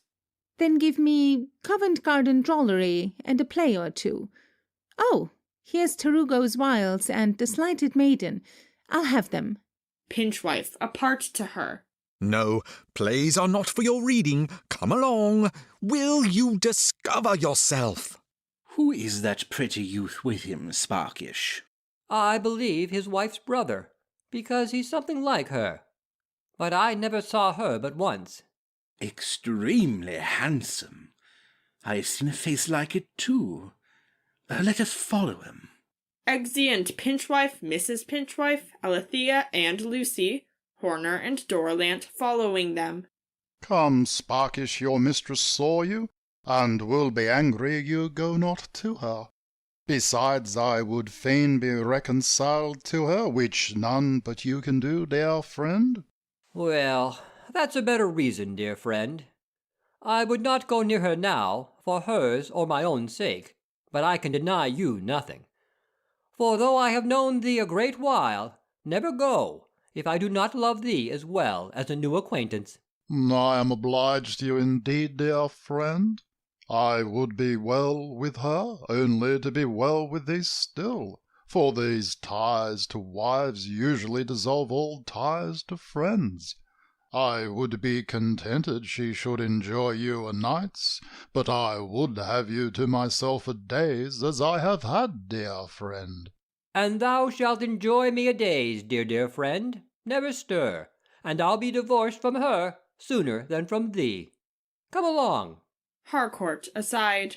Sir, we are hard put to it, when we make our rival our procurer. But neither she nor her brother would let me come near her now. When all's done, a rival is the best cloak to steal to a mistress under without suspicion, and when we have once got to her, as we desire, we throw him off like other cloaks. Exit Sparkish, Harcourt following him. Re-enter Pinchwife and Mrs. Pinchwife. Pinchwife to Alethea. Sister, if you will not go, we must leave you. Aside. The fool, her gallant, and she will muster up all the young saunterers of this place, and they will leave their dear sempstresses to follow us. What a swarm of cuckolds and cuckold-makers are here! Come, let's be gone, Mistress Margery. Don't you believe that? I han't half my bellyful of sights yet. Then walk this way. Lord, what a power of brave signs are here! Stay, the bull's head, the ram's head, and the stag's head. Dear! Nay, if every husband's proper sign were visible, they would be all alike. What do you mean by that, Bud? 'Tis no matter. No matter, Bud. Pray tell me. Nay, I will know. They would all be bulls, stags, and ram-heads. Exeunt Pinchwife and Mrs. Pinchwife. Re-enter Sparkish, Harcourt, Alethea, and Lucy at the other side. Come, dear madam, for my sake you shall be reconciled to him. For your sake, I hate him.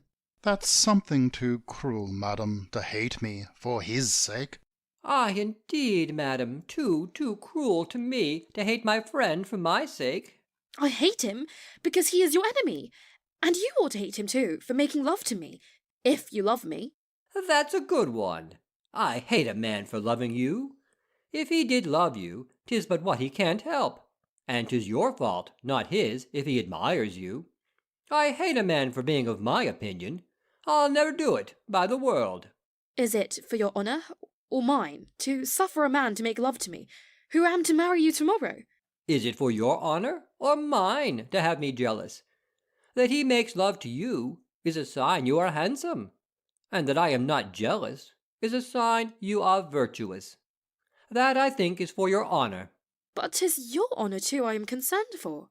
But why, dearest madam, will you be more concerned for his honour than he is himself? Let his honour alone, for my sake and his. He has no honour. How's that? But what my dear friend can guard himself.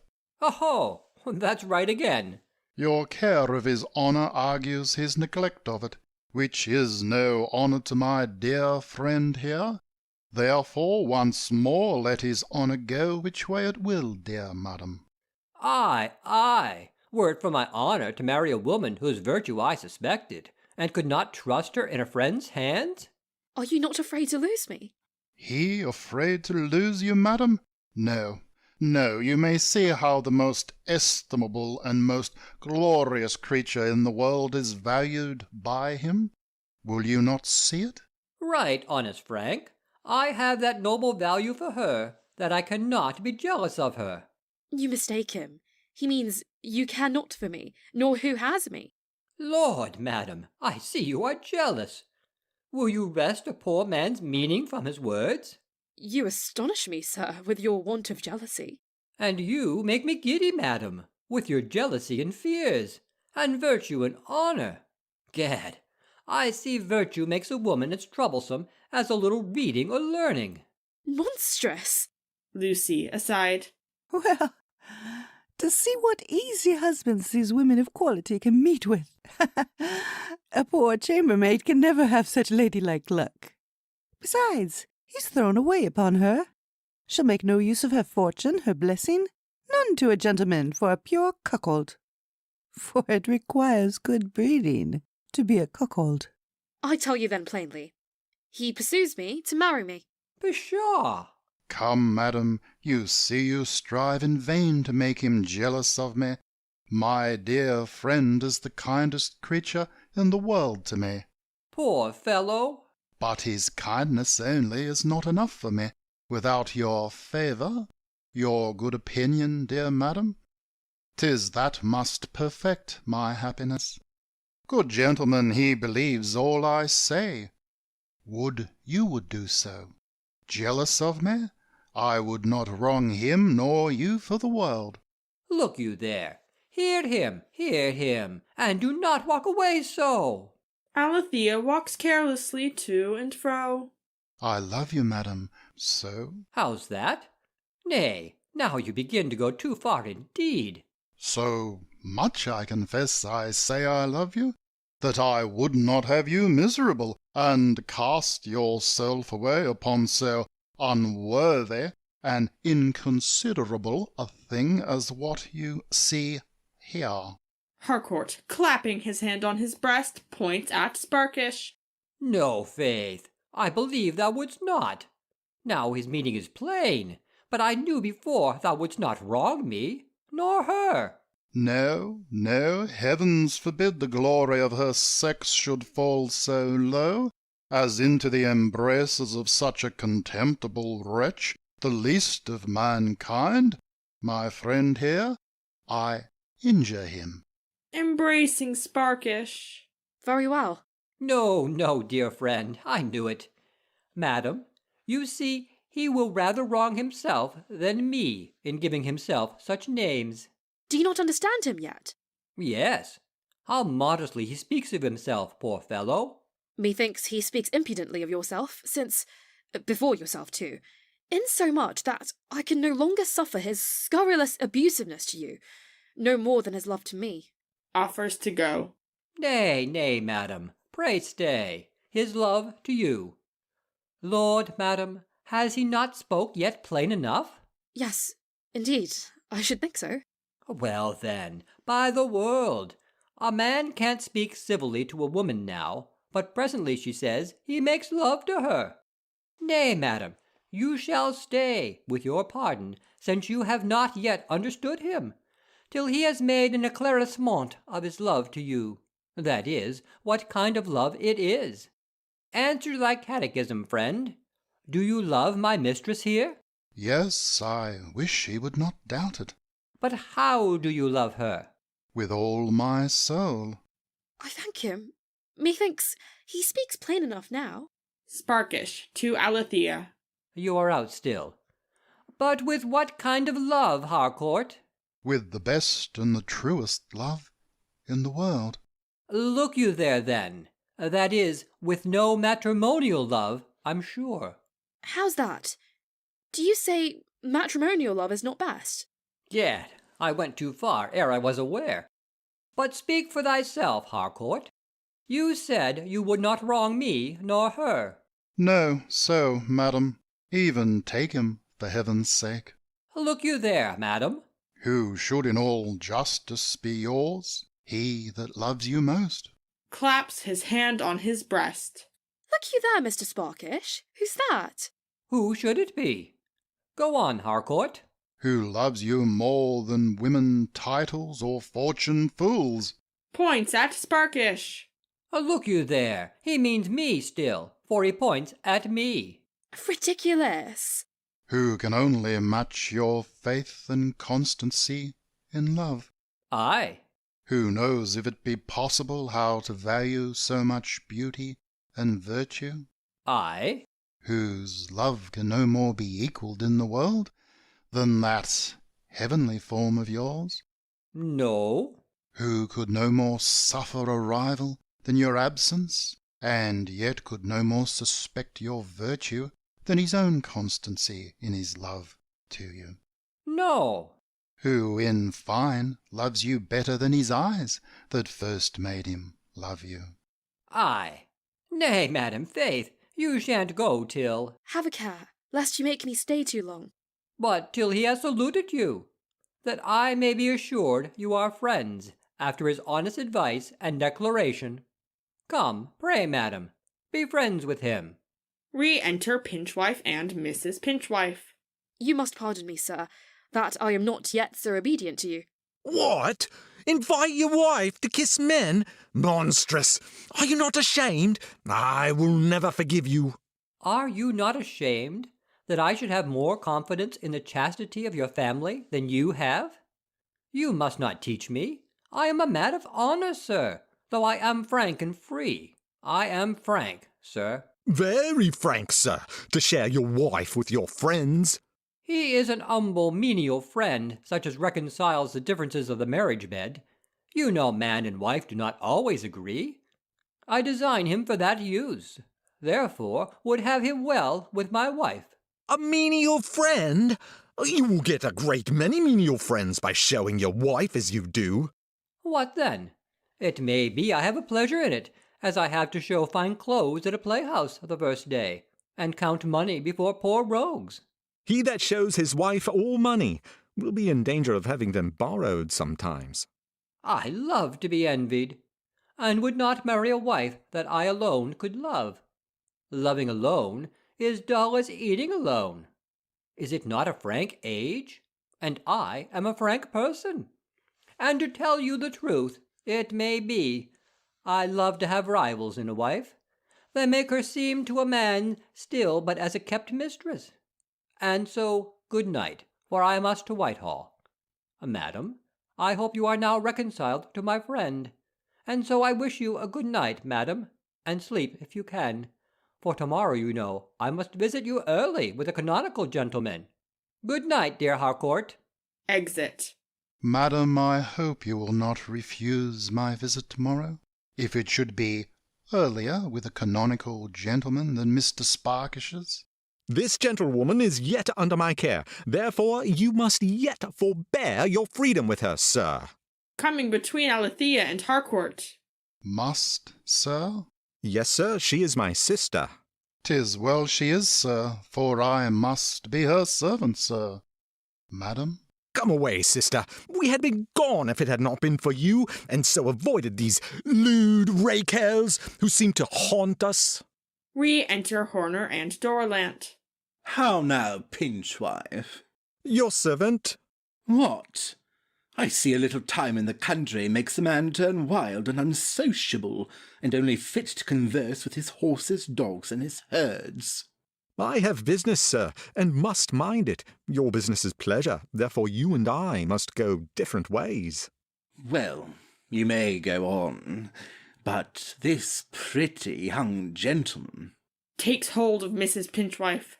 The lady and the maid shall stay with us, for I suppose their business is the same with ours. Pleasure. Pinchwife aside. 'Sdeath, he knows her. She carries it so sillily. Yet if he does not, I should be more silly to discover it first. Pray, let us go, sir. Come, come. Horner to Mrs. Pinchwife. Had you not rather stay with us? Prithee, Pinchwife, who is this pretty young gentleman? One to whom I'm guardian. Aside. I wish I could keep her out of your hands. Who is he? I never saw anything so pretty in all my life. Pshaw, do not look upon him so much. He's a poor bashful youth. You'll put him out of countenance. Come away, brother. Offers to take her away. Oh, your brother. Yes, my wife's brother. Come, come, she'll stay supper for us. I thought so, for he is very like her I saw you at the play with, whom I told you I was in love with. Mrs. Pinchwife aside. Oh, Gemini, is that he that was in love with me? I'm glad on't, I vow, for he's a curious fine gentleman, and I love him already too. To Pinchwife. Is this he, Bud? Pinchwife to his wife. Come away, come away. Why, what haste are you in? Why won't you let me talk with him? Because you'll debauch him. He's yet young and innocent, and I would not have him debauched for anything in the world. Aside. How she gazes on him! The devil! Harcourt, Dorland, look you here. This is the likeness of that dowdy he told us of, his wife. Did you ever see a lovelier creature? The rogue has reason to be jealous of his wife, since she is like him, for she would make all that see her in love with her.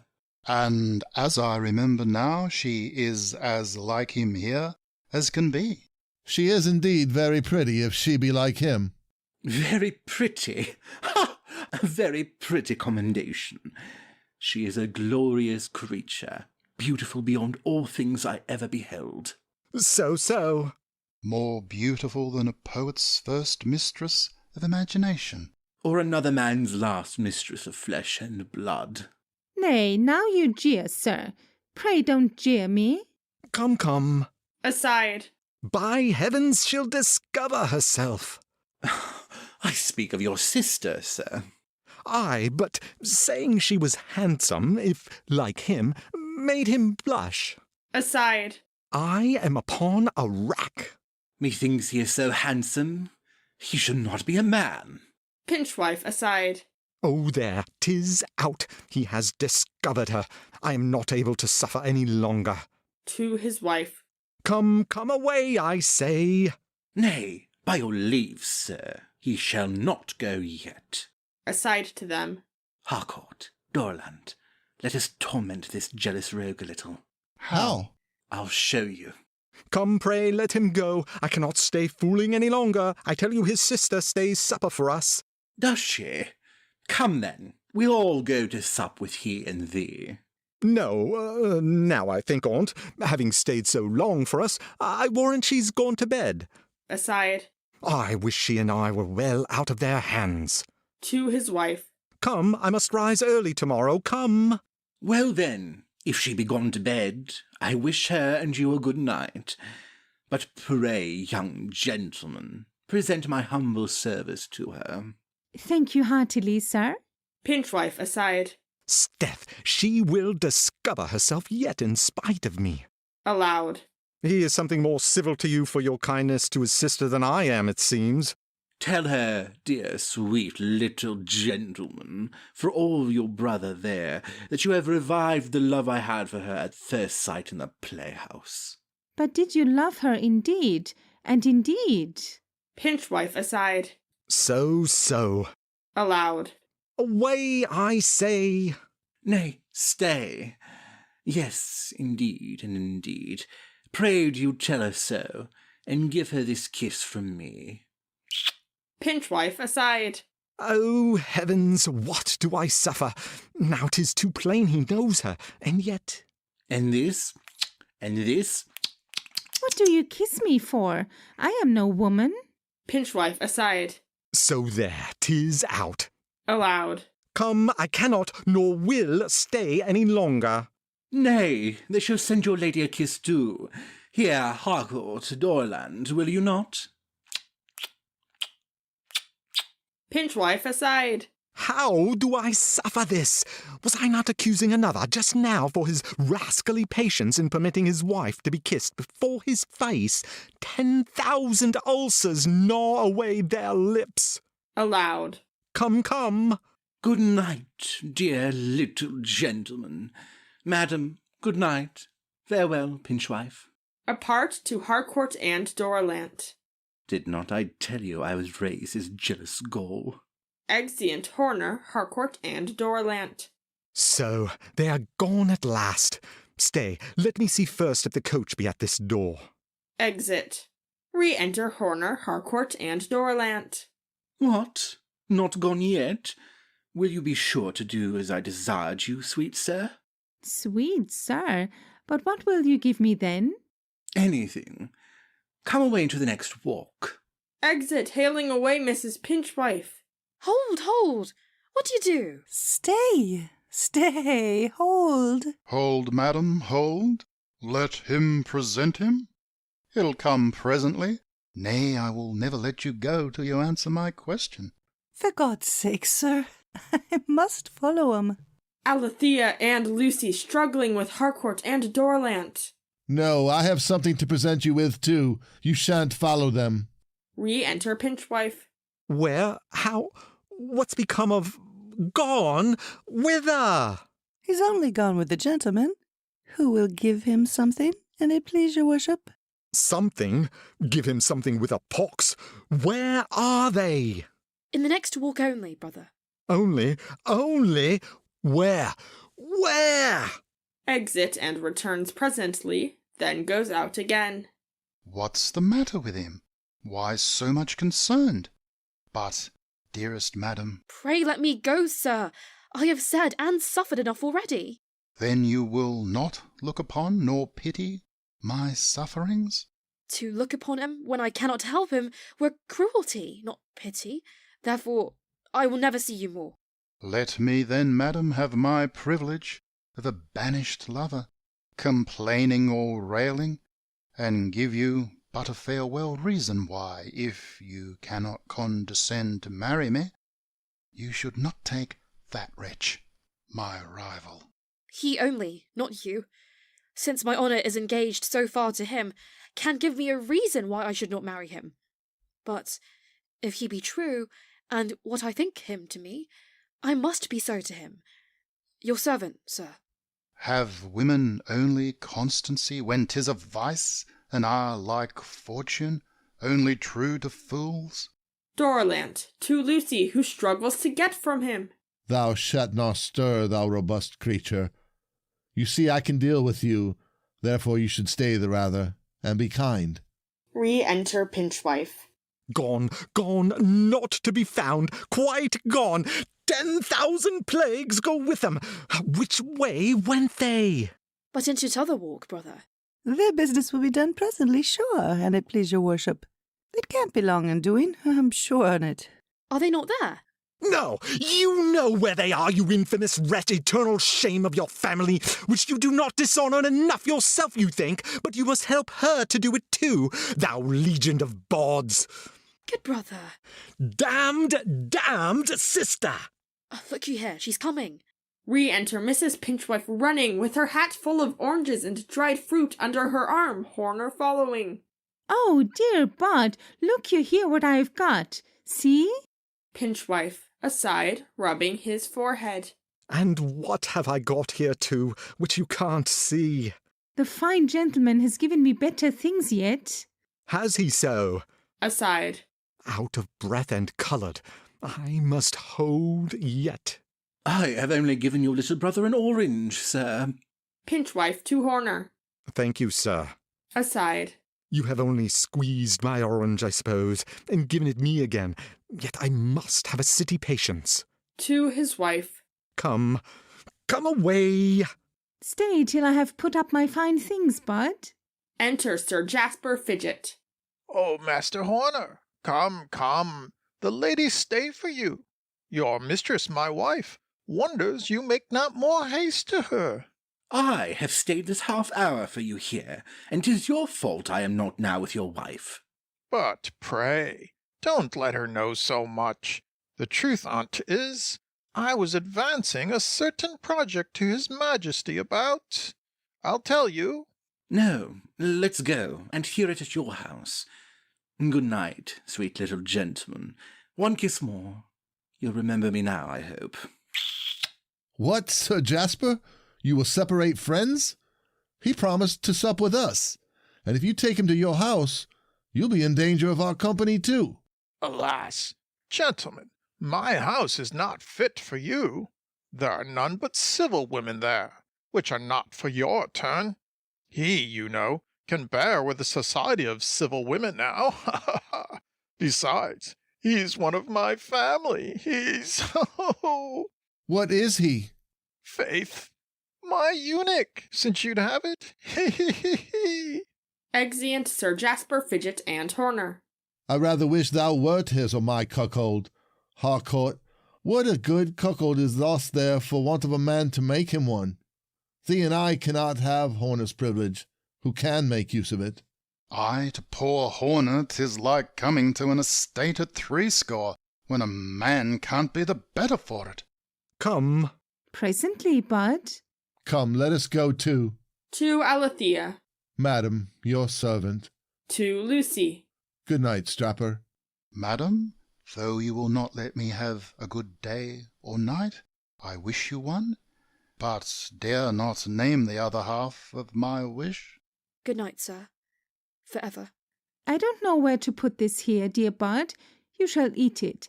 Nay, you shall have part of the fine gentleman's good things, or treat, as you call it, when we come home.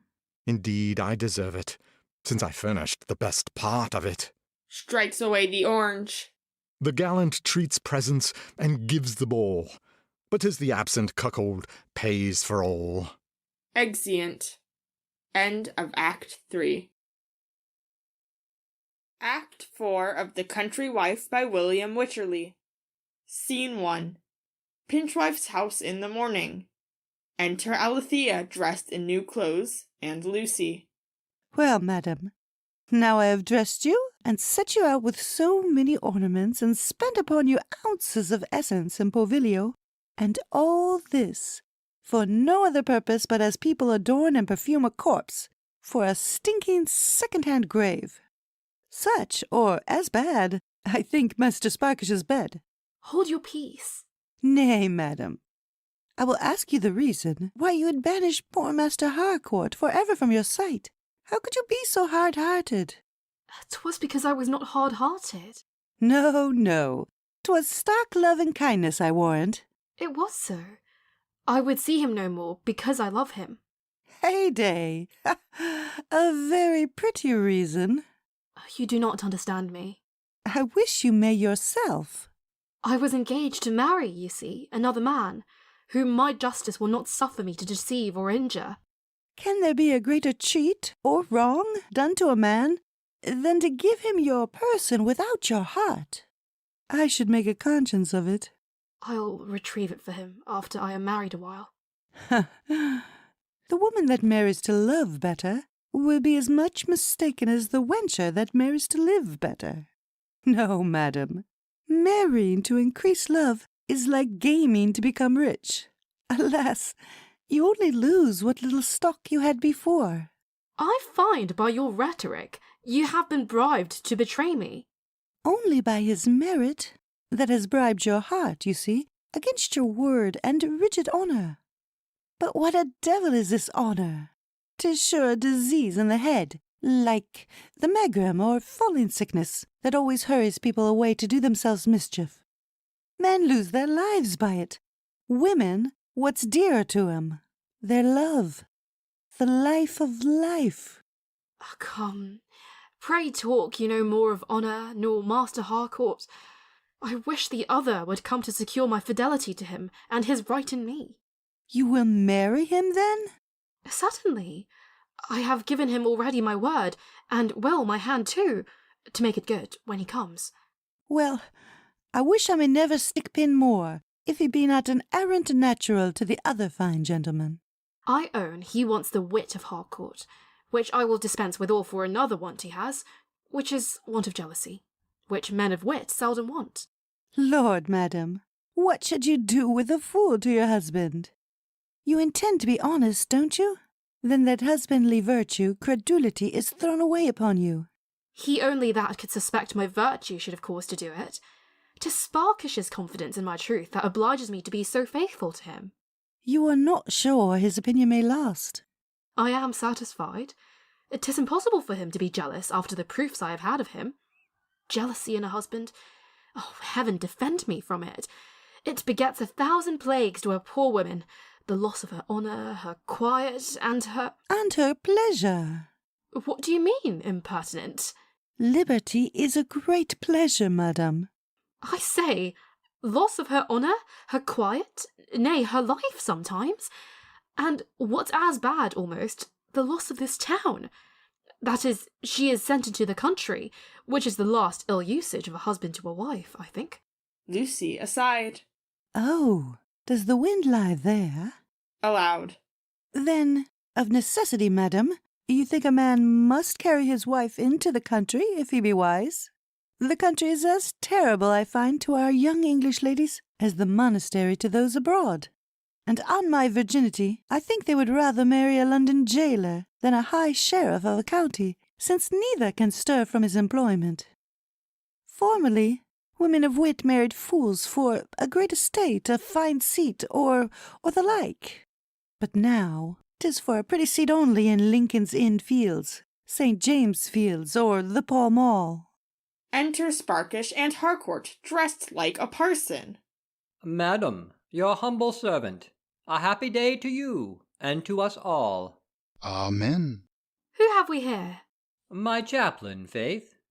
Oh, madam, poor Harcourt remembers his humble service to you, and, in obedience to your last commands, refrains coming into your sight.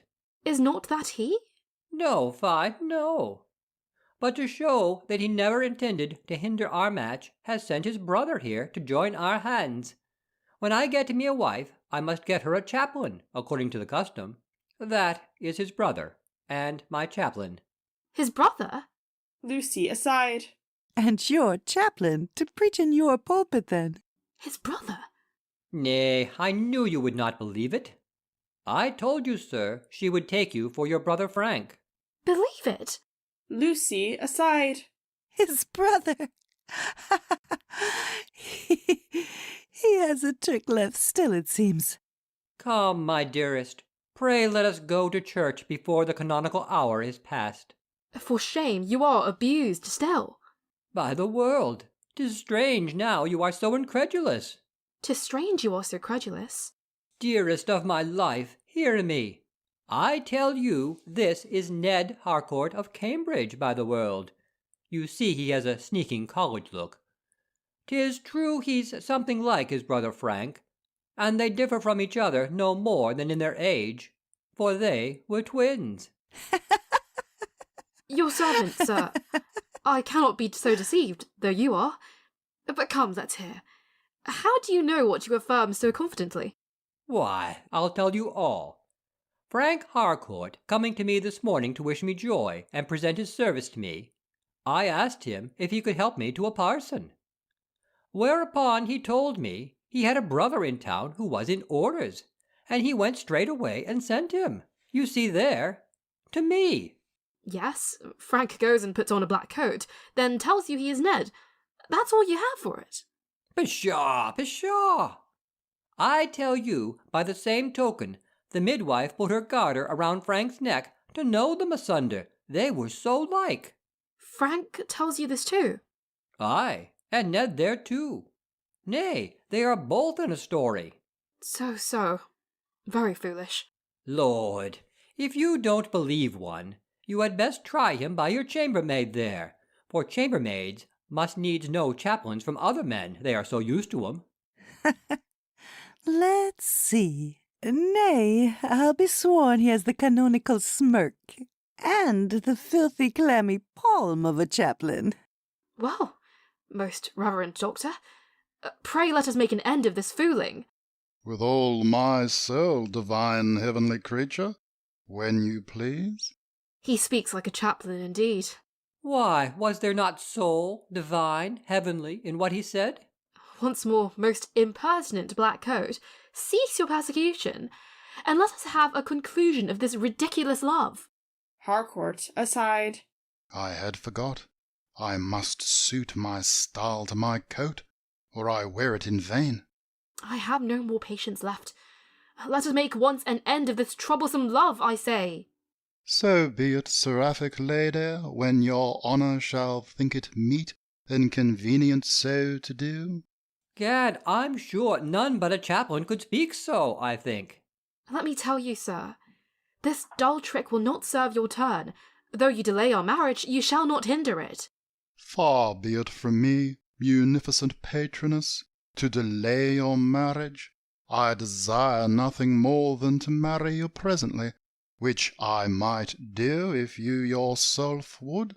For my noble, good-natured, and thrice generous patron here would not hinder it. No, poor man, not I, faith. And now, madam, let me tell you plainly, nobody else shall marry you, by heavens. I'll die first, for I'm sure I shall die after it. How his love has made him forget his function, as I have seen it in real parsons. That was spoken like a chaplain too. Now you understand him, I hope. Poor man, he takes it heinously to be refused. I can't blame him. 'Tis putting an indignity upon him not to be suffered. But you'll pardon me, madam, it shan't be. He shall marry us. Come away, pray, madam. More ado, 'tis late. Invincible stupidity! I tell you, he would marry me as your rival, not as your chaplain. Come, come, madam. Pulling her away. I pray, madam, do not refuse this reverend divine the honour and satisfaction of marrying you, for I dare say he has set his heart upon it, good doctor. What can you hope or design by this? Harcourt aside. I could answer her. A reprieve for a day only often revokes a hasty doom. At worst, if she will not take mercy on me, and let me marry her, I have at least the lover's second pleasure, hindering my rival's enjoyment, though but for a time. Come, madam, 'tis e'en 12 o'clock, and my mother charged me never to be married out of the canonical hours. Come, come. Lord, here's such a deal of modesty, I warrant, the first day. Yes, and it please your worship. Married women show all their modesty the first day, because married men show all their love the first day. Exeunt. Scene 2. A bedchamber in Pinchwife's house. Pinchwife and Mrs. Pinchwife discovered. Come, tell me, I say. Lord, han't I told it 100 times over? Pinchwife aside. I would try if in the repetition of the ungrateful tale I could find her altering it in the least circumstance, for if her story be false, she is so too. Aloud. Come, how was't, baggage? Lord, what pleasure you take to hear it, sure. No, you take more in telling it, I find. But speak, how was't? He carried me up into the house next to the exchange. So, and you two were only in the room? Yes, for he sent away a youth that was there for some dried fruit and China oranges. Did he so? Damn him for it. And for... But presently came up the gentlewoman of the house. Oh, 'twas well she did. But what did he do whilst the fruit came? He kissed me 100 times and told me he fancied he kissed my fine sister, meaning me, you know, whom he said he loved with all his soul, and bid me be sure to tell her so, and to desire her to be at her window by 11 o'clock this morning, and he would walk under it at that time. Pinchwife aside. And he was as good as his word, very punctual. A pox reward him for't. Well, and he said if you were not within, he would come up to her, meaning me, you know, but still. Pinchwife aside. So, he knew her certainly, but for this confession I am obliged to her simplicity. Aloud. But what? You stood very still when he kissed you?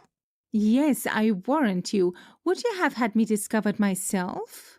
But you told me he did some beastliness to you, as you call it. What was it? Why, he put... What? Why, he put the tip of his tongue between my lips, and so mouseled me, and I said I'd bite it. An eternal canker, seize it for a dog! Nay, you need not be so angry with him neither, for to say truth, he has the sweetest breath I ever knew. The devil! You were satisfied with it then? You would do it again? Not unless he should force me. Force you, changeling! I tell you, no woman can be forced. Yes, but she may sure, by such as one as he, for he's a proper, goodly, strong man. 'Tis hard, let me tell you, to resist him. Pinchwife aside. So, 'tis plain. She loves him, yet she has not love enough to make her conceal it from me. But the sight of him will increase her aversion for me and love for him. And that love instruct her how to deceive me and satisfy him, all idiot as she is. Love, 'twas he gave women first their craft, their art of deluding. Out of nature's hands they came plain, open, silly, and fit for slaves as she and heaven intended them. But damned love, well, I must strangle that little monster whilst I can deal with him. Aloud. Go, fetch pen, ink, and paper out of the next room. Yes, Bud. Exit. Why should women have more invention in love than men? It can only be because they have more desires, more soliciting passions, more lust, and more of the devil. Re-enter Mrs. Pinchwife. Come, Minx, sit down and write. Aye, dear Bud, but I can't do it very well. I wish you could not at all. But what should I write for? I'll have you write a letter to your lover. Oh, Lord, to the fine gentleman a letter. Yes, to the fine gentleman. Lord, you do but jeer. Sure you jest. I am not so merry. Come, write as I bid you. What, do you think I am a fool? Pinchwife aside. She's afraid I would not dictate any love to him, therefore she's unwilling. Aloud. But you had best begin. Indeed, and indeed. But I won't, so I won't. Why? Because he's in town. You may send for him if you will. Very well, you would have him brought to you. Is it come to this? I say, take the pen and write, or you'll provoke me. Lord, what do you make a fool of me for? Don't I know that letters are never writ but from the country to London, and from London into the country? Now he's in town, and I'm in town too. Therefore I can't write to him, you know. Pinchwife aside. So, I'm glad it is no worse. She is innocent enough yet. Aloud. Yes, you may, when your husband bids you, write letters to people that are in town. Oh, may I so? Then I'm satisfied. Come, begin. Dictates. Sir. Shan't I say, dear sir? You know one says always something more than bare sir. Write as I bid you, or I'll write whore with this penknife in your face. Nay, good Bud. Writes. Sir. Though I suffered last night your nauseous, loathed kisses and embraces. Write. Nay, why should I say so? You know I told you he had a sweet breath. Write. Let me but put out loathed. Right, I say. Well, then.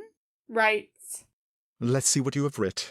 Takes the paper and reads. Though I suffered last night your kisses and embraces, thou impudent creature, where is nauseous and loathed? I can't abide to write such filthy words. Once more write as I'd have you, and question it not, or I will spoil thy writing with this. I will stab out those eyes that cause my mischief. Holds up the penknife. Oh, Lord, I will. So, let's see now. Reads. Though I suffered last night your nauseous, loathed kisses and embraces. Go on, yet I would not have you presume that you shall ever repeat them. So? She writes. I have writ it. On, then. I then concealed myself from your knowledge to avoid your insolencies. She writes. So? The same reason, now I am out of your hands. She writes. So? Makes me own to you my unfortunate, though innocent frolic of being in man's clothes. She writes. So? That you may forevermore cease to pursue her who hates and detests you. She writes on. So? Hi. What, do you sigh? Detests you as much as she loves her husband and her honour. I vow, husband, he'll ne'er believe I should write such a letter. What? He'd expect a kinder from you. Come, now your name only. What? Shan't I say, your most faithful humble servant till death? No, tormenting fiend! Aside. Her style, I find, would be very soft. Aloud. Come, wrap it up now, whilst I go fetch wax and a candle. And write on the back side, for Mr. Horner. Exit. For Mr. Horner. So I'm glad he has told me his name. Dear Mr. Horner. But why should I send thee such a letter that will vex thee and make thee angry with me? Well, I will not send it. Ay, but then my husband will kill me, for I see plainly he won't let me love Mr. Horner. But what care I for my husband? I won't, so I won't, send poor Mr. Horner such a letter. But then my husband. But oh, what if I writ at bottom my husband made me write it? Ay, but then my husband would see it. Can one have no shift? Ah, a London woman would have had 100 presently. Stay. What if I should write a letter and wrap it up like this, and write upon it too? Ay, but then my husband would see it. Oh, I don't know what to do. But yet, Evads, I'll try, so I will. For I will not send this letter to poor Mr. Horner, come what will on't. Writes, and repeats what she writes.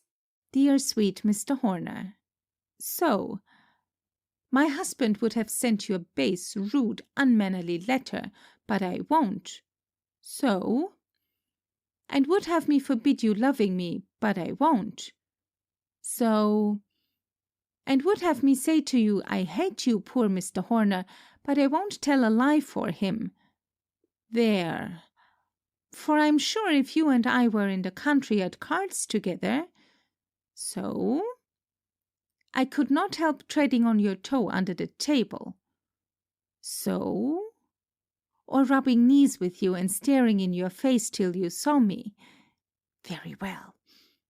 And then looking down and blushing for an hour together.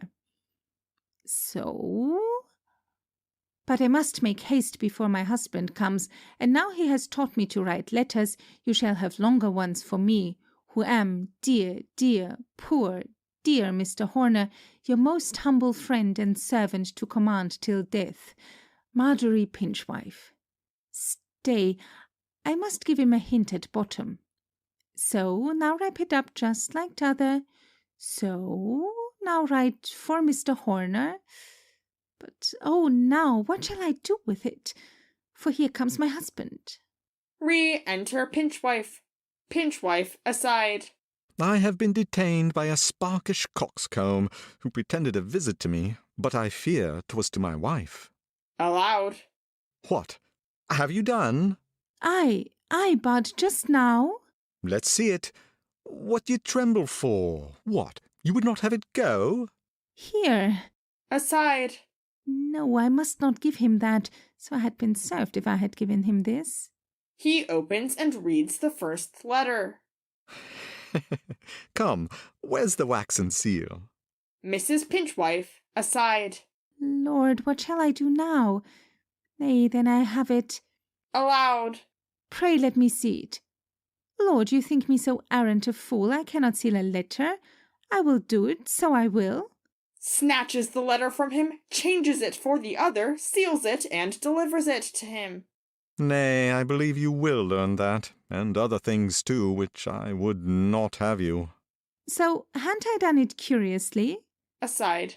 I think I have. There's my letter going to Mr. Horner, since he'll needs have me send letters to folks. 'Tis very well, but I warrant you would not have it go now. Yes, indeed, but I would, but now. Well, you are a good girl, then. Come, let me lock you up in your chamber till I come back. And be sure you come not within 3 strides of the window when I'm gone, for I have a spy in the street. Exit Mrs. Pinchwife. Pinchwife locks the door. At least 'tis fit she thinks so.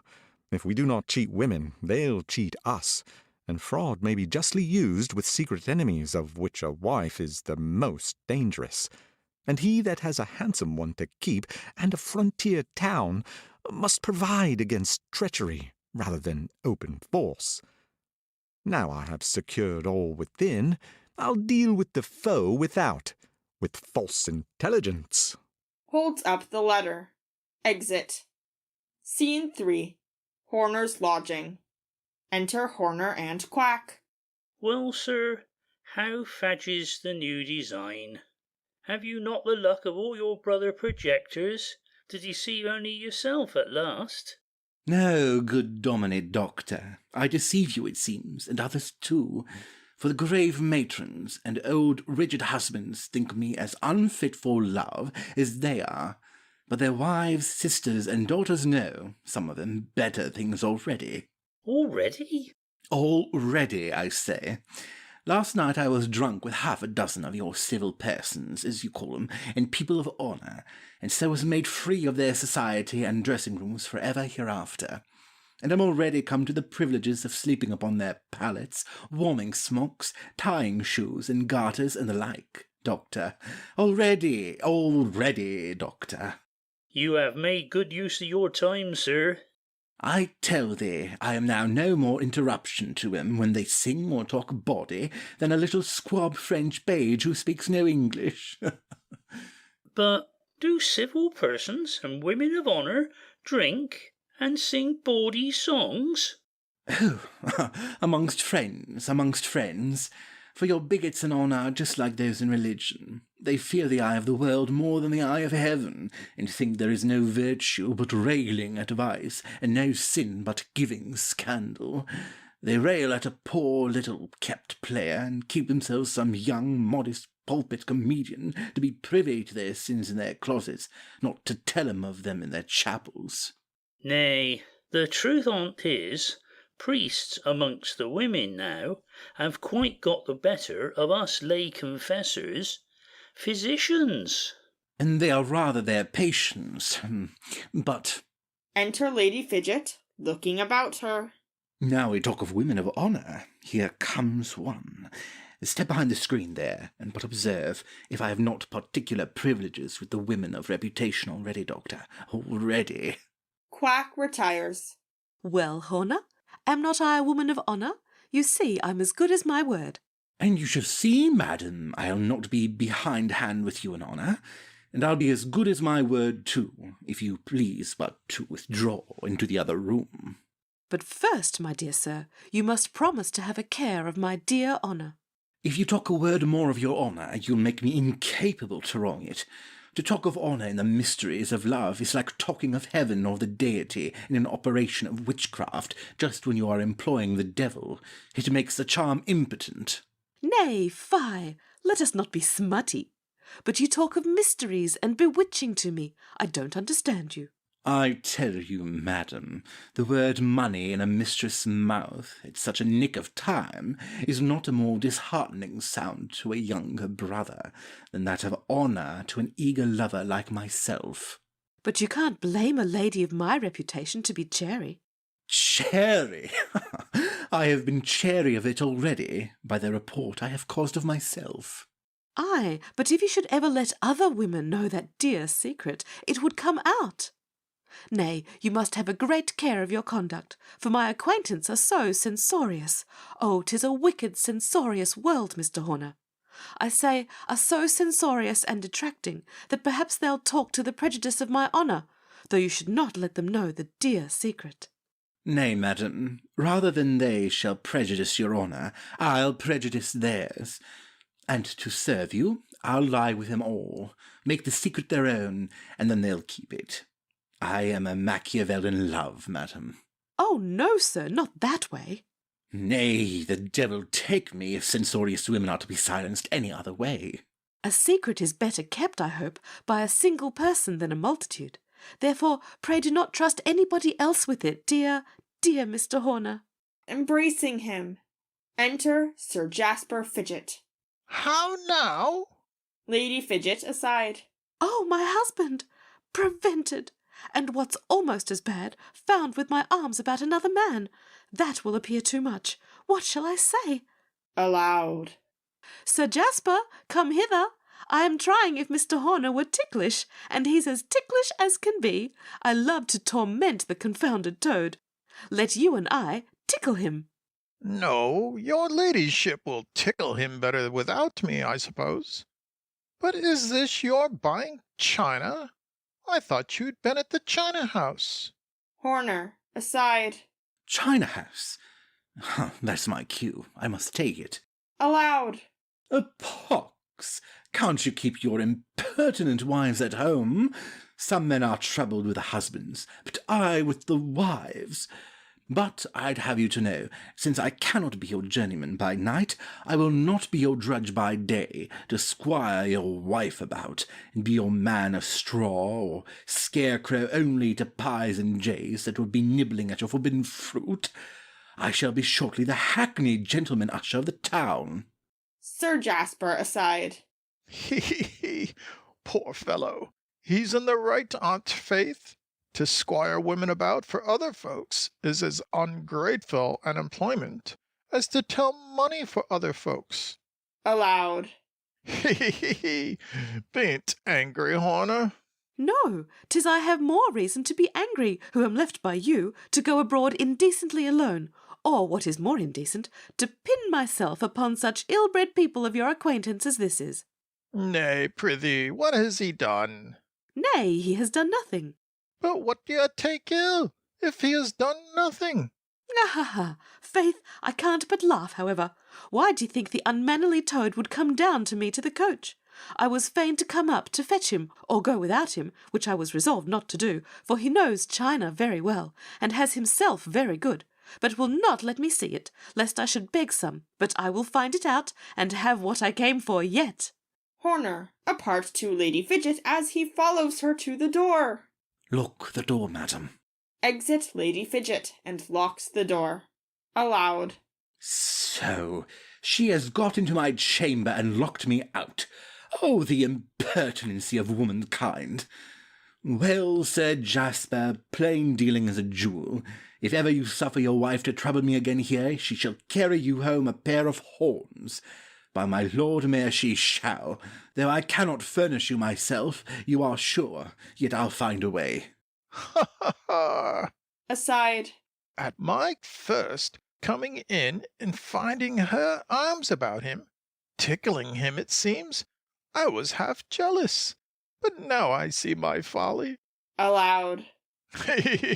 Poor Horner. Nay, though you laugh now, 'twill be my turn ere long.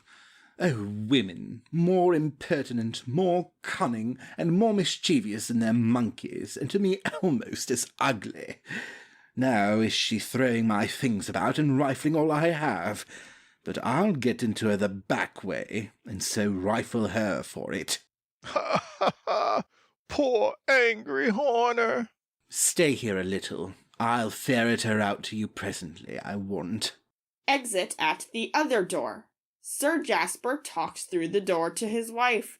She answers from within. Wife! My Lady Fidget! Wife! He is coming into you the back way. Let him come, and welcome, which way he will. He'll catch you, and use you roughly, and be too strong for you. Don't you trouble yourself. Let him if he can. Quack, aside.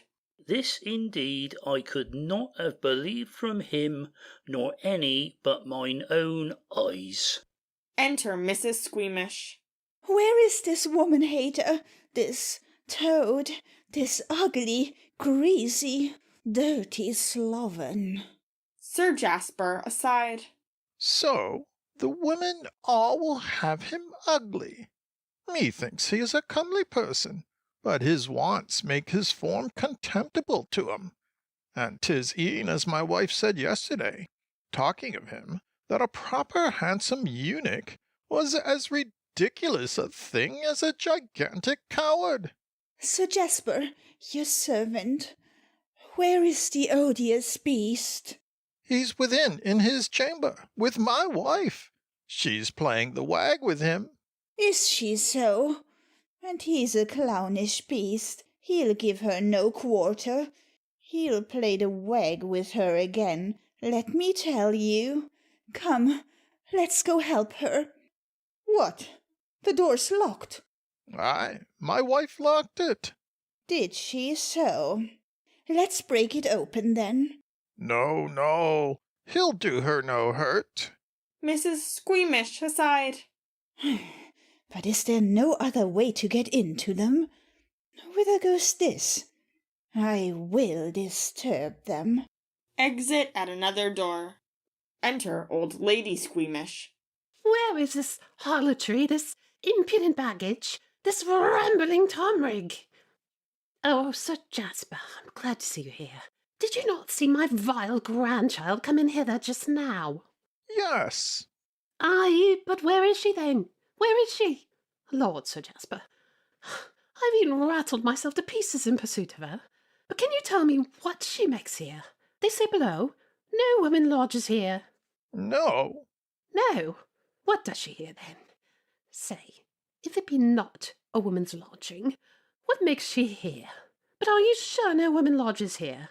No, nor no man neither. This is Mr. Horner's lodging. Is it so, are you sure? Yes, yes.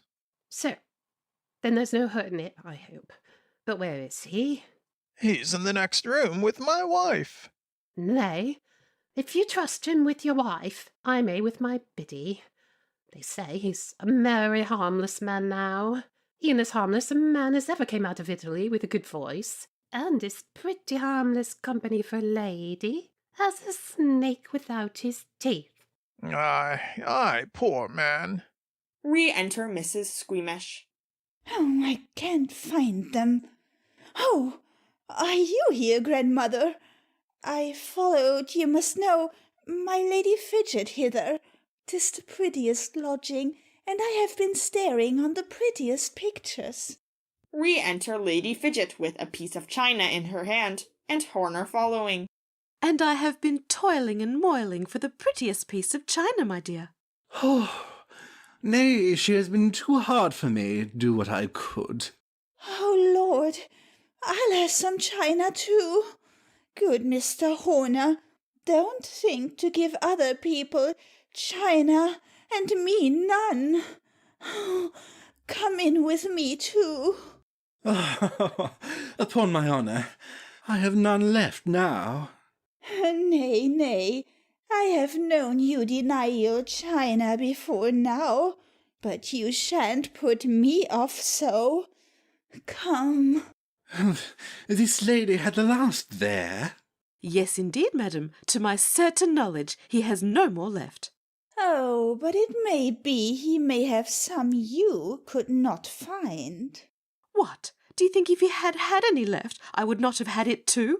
For we women of quality never think we have china enough. Do not take it ill. I cannot make china for you all, but I will have a roll wagon for you too, another time. Thank you, dear Toad. Lady Fidget aside to Horner. What do you mean by that promise? Horner aside to Lady Fidget. Alas, she has an innocent, literal understanding. Poor Mr. Horner. He has enough to do to please you all, I see. Ha! Hi, madam. You see how they use me. Poor gentleman, I pity you. I thank you, madam. I could never find pity but from such reverend ladies as you are. The young ones will never spare a man. Come, beast, and go dine with us, for we shall want a man at Omber after dinner. That's all their use of me, madam, you see. Come, Sloven, I'll lead you, to be sure of you. Pulls him by the cravat. Alas, poor man, how she tugs him. Kiss her. That's the way to make such a nice women quiet. No, madam, that remedy is worse than the torment. They know I dare suffer anything rather than do it. Prithee kiss her, and I'll give you her picture in little that you admired so last night. Prithee do. Well, nothing but that could bribe me. I love a woman only in effigy, and good painting as much as I hate them. Oh, I'll do it, for I could adore the devil well painted. Mwah. Foh! You filthy Toad! Nay, now I've done jesting. I told you so. Pho, a kiss of his has no more hurt in't than one of my spaniels. Nor no more good neither. Quack aside. I will now believe anything he tells me. Enter Pinchwife. Oh, Lord, here's a man. Sir Jasper, my mask, my mask. I would not be seen here for the world. What? Not when I am with you? No, my honour. Let's be gone. Oh, grandmother, let's be gone. Make haste, make haste. I know not how he may censure us. Be found in the lodging of anything like a man. Away! Exeunt Sir Jasper Fidget, Lady Fidget, Old Lady Squeamish, and Mrs. Squeamish. Quack aside. What's here? Another cuckold? He looks like one, and none else sure have any business with him. Well, what brings my dear friend hither? Your impertinency. My impertinency? Why, you gentlemen that have got handsome wives think you have a privilege of saying anything to your friends, and are as brutish as if you were our creditors. No, sir, I'll ne'er trust you in any way. But why not, dear Jack? Why defide in me thou knowest so well? Because I know you so well. Hadn't I been always thy friend, honest Jack, always ready to serve thee in love or battle before thou wert married, and am so still? I believe so. You would be my second now, indeed. Well then, dear Jack, why so unkind, so grum, so strange to me? Come, prithee kiss me, dear rogue. Gad I was always, I say, and am still as much thy servant as... As I am yours, sir? What? You would send a kiss to my wife? Is that it? So there 'tis. A man can't show his friendship to a married man, but presently he talks of his wife to you. Prithee, let thy wife alone, and let thee and I be all one, as we were wont. What, thou art as shy of my kindness as a Lombard Street alderman of a courtier's civility at Locket's. But you are over-kind to me, as kind as if I were your cuckold already. Yet I must confess, you ought to be kind and civil to me, since I am so kind, so civil to you, as to bring you this. Look you there, sir. Delivers him a letter. What is it? Only a love letter, sir. From whom? How? This is from your wife? Reads.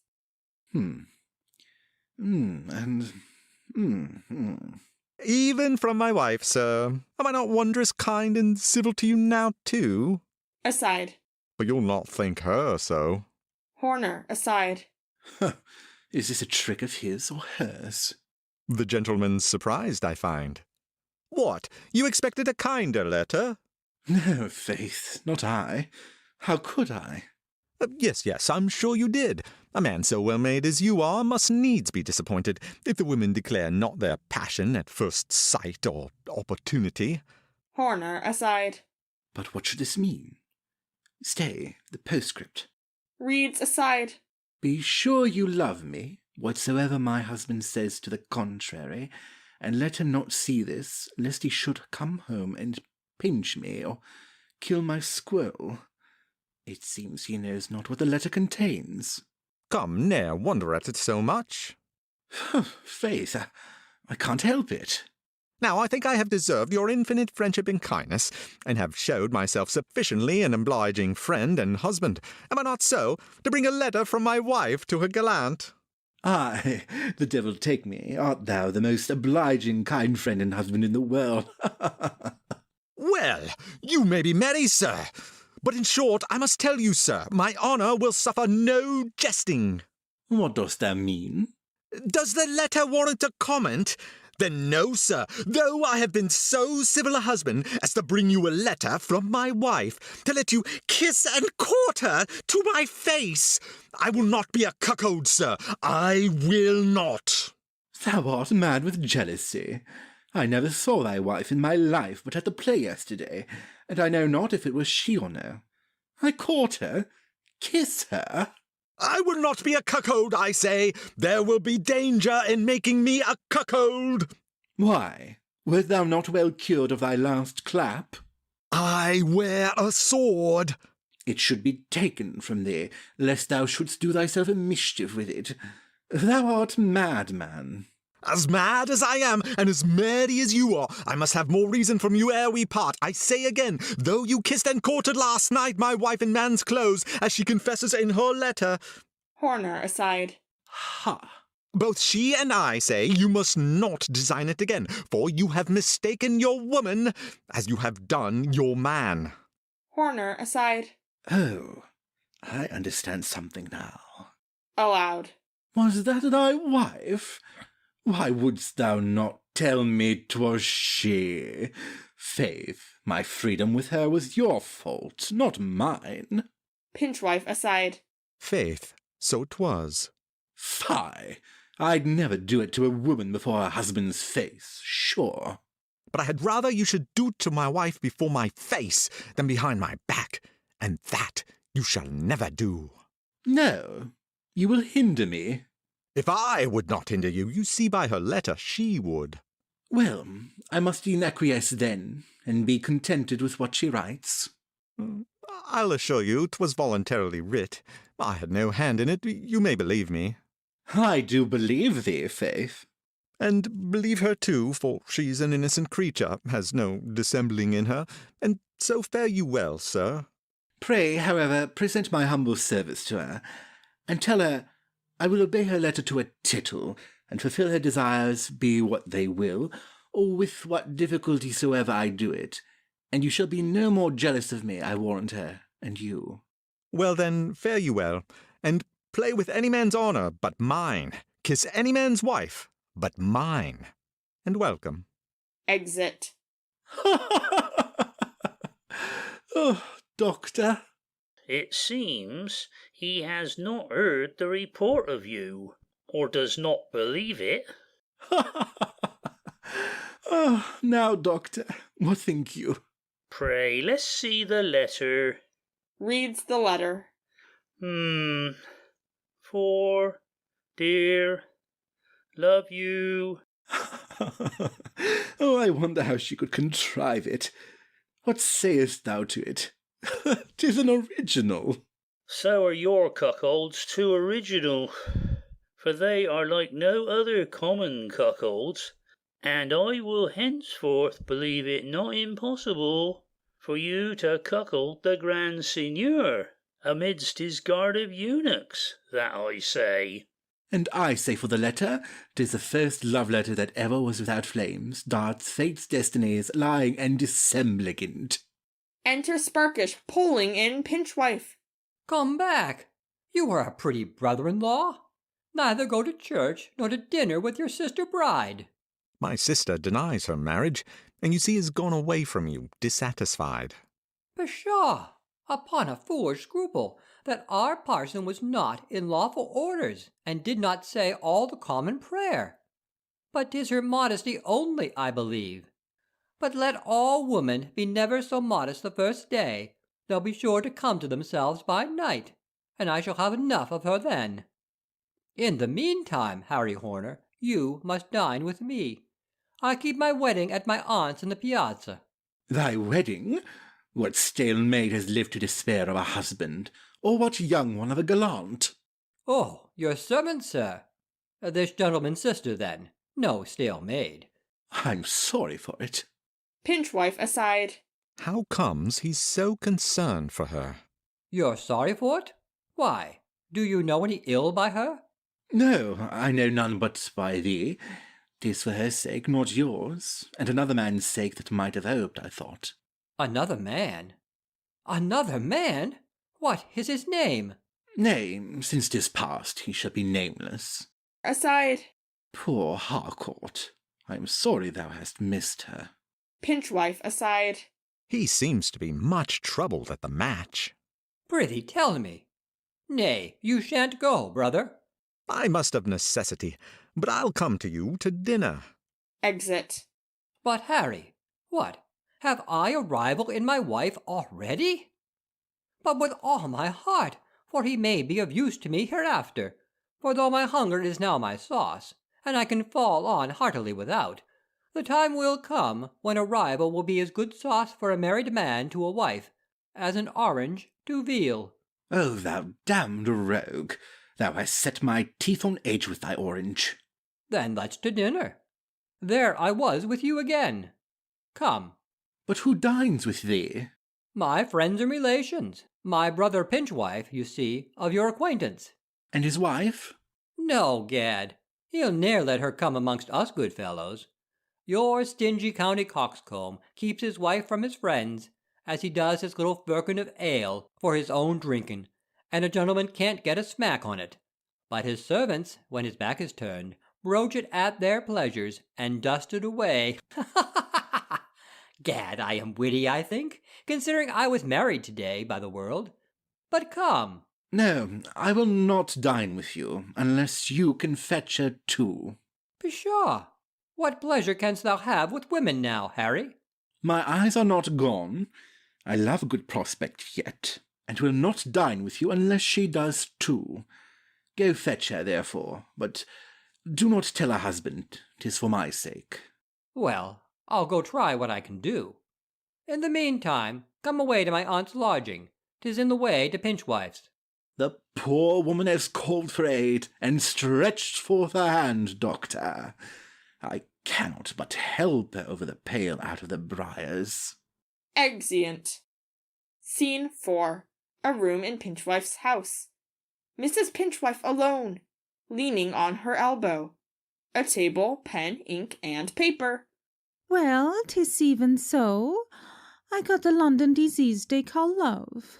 I am sick of my husband, and for my gallant, I have heard this distemper called a fever, but methinks 'tis like an ague, for when I think of my husband I tremble, and I am in a cold sweat, and have inclinations to vomit. But when I think of my gallant, dear Mr. Horner, my hot fit comes, and I'm all in a fever indeed. And, as in other fevers, my own chamber is tedious to me, and I would fain be removed to his, and then methinks I should be well. Ah, poor Mr. Horner!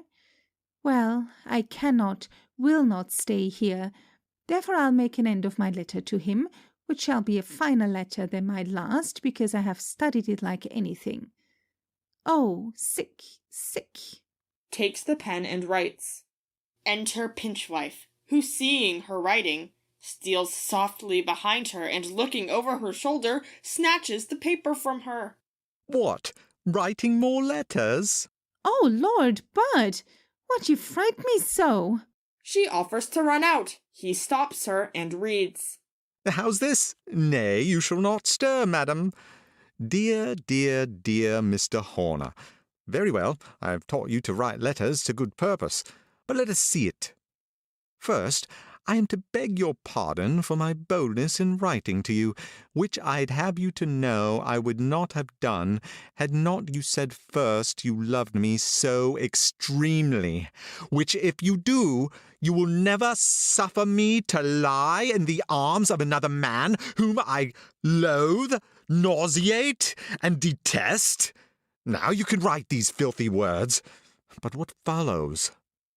Therefore, I hope you will speedily find some way to free me from this unfortunate match, which was never, I assure you, of my choice.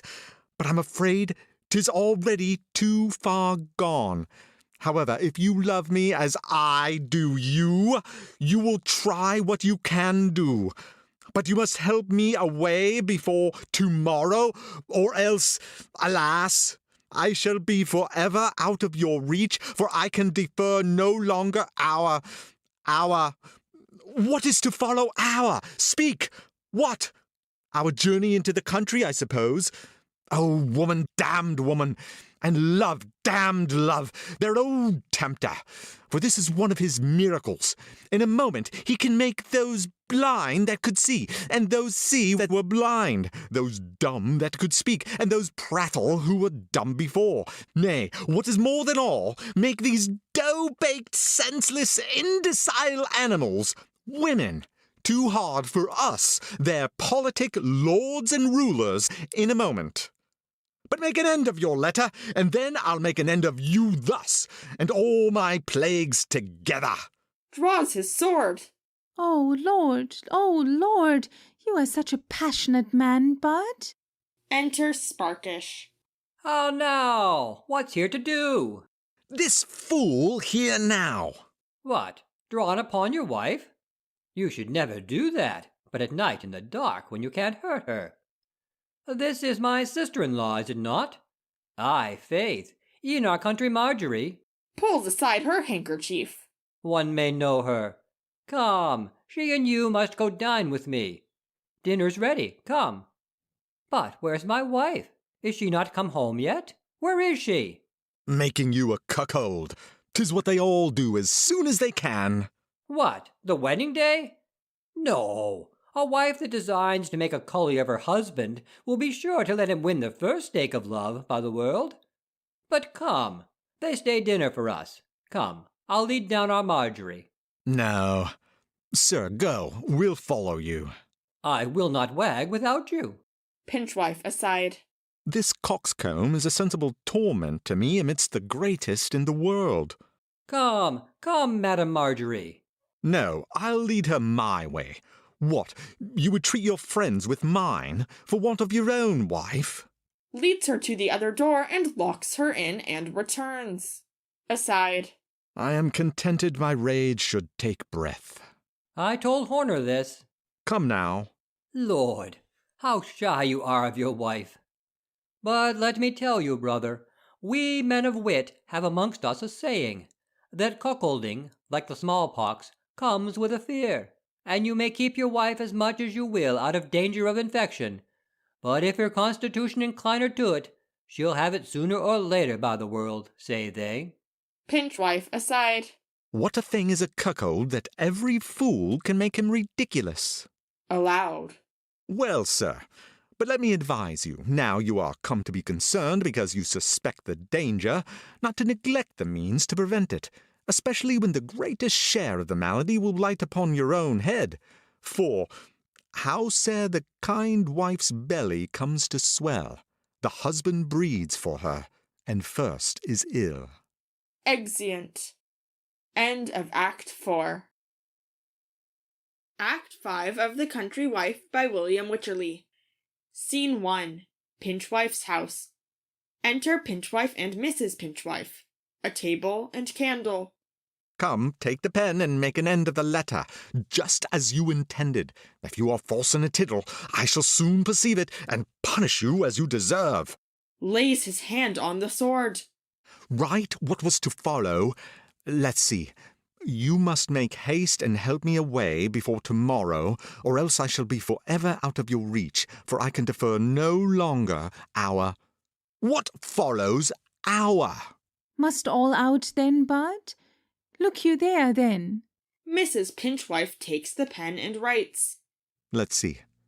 For I can defer no longer our... wedding? You're slighted at it there. What's the meaning of this? My sister's name to it? Speak! Unriddle! Yes, indeed, Bud. But why her name to it? Speak! Speak, I say! Aye, but you'll tell her then again. If you would not tell her again... I will not. I am stunned. My head turns round. Speak! Won't you tell her indeed and indeed? No! Speak, I say! She'll be angry with me, but I had rather she should be angry with me than you, Bud. And to tell you the truth, 'twas she made me write the letter and taught me what I should write. Pinchwife aside. Ha! I thought the style was somewhat better than her own. Aloud. Could she come to you, to teach you, since I had locked you up, alone? Oh, through the keyhole, Bud. But why should she make you write a letter for her to him, since she can write herself? Why, she said because... for I was unwilling to do it. Because what? Because... Because, lest Mr. Horner should be cruel and refuse her, or be vain afterwards and show the letter, she might disown it, the hand not being hers. Pinchwife aside. How's this? Ha! Then I think I shall come to myself again. This changeling could not invent this lie. But if she could, why should she? She might think I should soon discover it. Stay. Now I think on too. Horner said he was sorry she had married Sparkish, and her disowning her marriage to me makes me think she has evaded it for Horner's sake. Yet why should she take this course? But men in love are fools. Women may well be so. Aloud. But hark you, madam, your sister went out in the morning, and I have not seen her within since. Alack a day, she has been crying all day above, it seems, in a corner. Where is she? Let me speak with her. Mrs. Pinchwife, aside. Oh, Lord, then she'll discover all. Aloud. Pray hold, Bud. What, do you mean to discover me? She'll know I have told you then. Pray, Bud, let me talk with her first. Yes, well, I must speak with her to know whether Horner ever made her any promise, and whether she be married to Sparkish or no. Pray, dear Bud, don't, till I have spoken with her, and told her that I have told you all, for she'll kill me else. Go, then, and bid her come out to me. Yes, yes, Bud. Let me see. Pausing. Mrs. Pinchwife, aside. I'll go, but she's not within to come to him.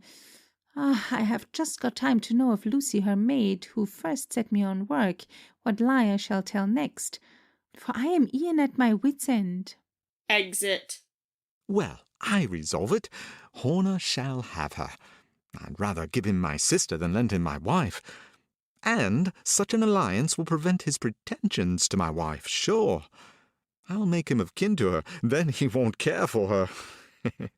Re-enter Mrs. Pinchwife. Oh, Lord, Bud, I told you what anger you would make me with my sister. Won't she come hither? No, no. Lack-a-day, she's ashamed to look you in the face, and she says if you go into her, she'll run away downstairs and shamefully go herself to Mr. Horner, who has promised her marriage, she says, and she will have no other, so she won't. Did he so? Promise her marriage? Then she shall have no other. Go tell her so, and if she will come and discourse with me a little concerning the means, I will about it immediately. Go. Exit Mrs. Pinchwife. His estate is equal to Sparkish's, and his extraction as much better than his as his parts are. But my chief reason is, I'd rather be akin to him by the name of brother-in-law than that of cuckold. Re-enter Mrs. Pinchwife. Well, what says she now? Why, she says she would only have you lead her to Horner's lodging, with whom she first will discourse the matter before she talks with you, which yet she cannot do. For, alack, poor creature, she says she can't so as much as look you in the face, therefore she'll come to you in a mask.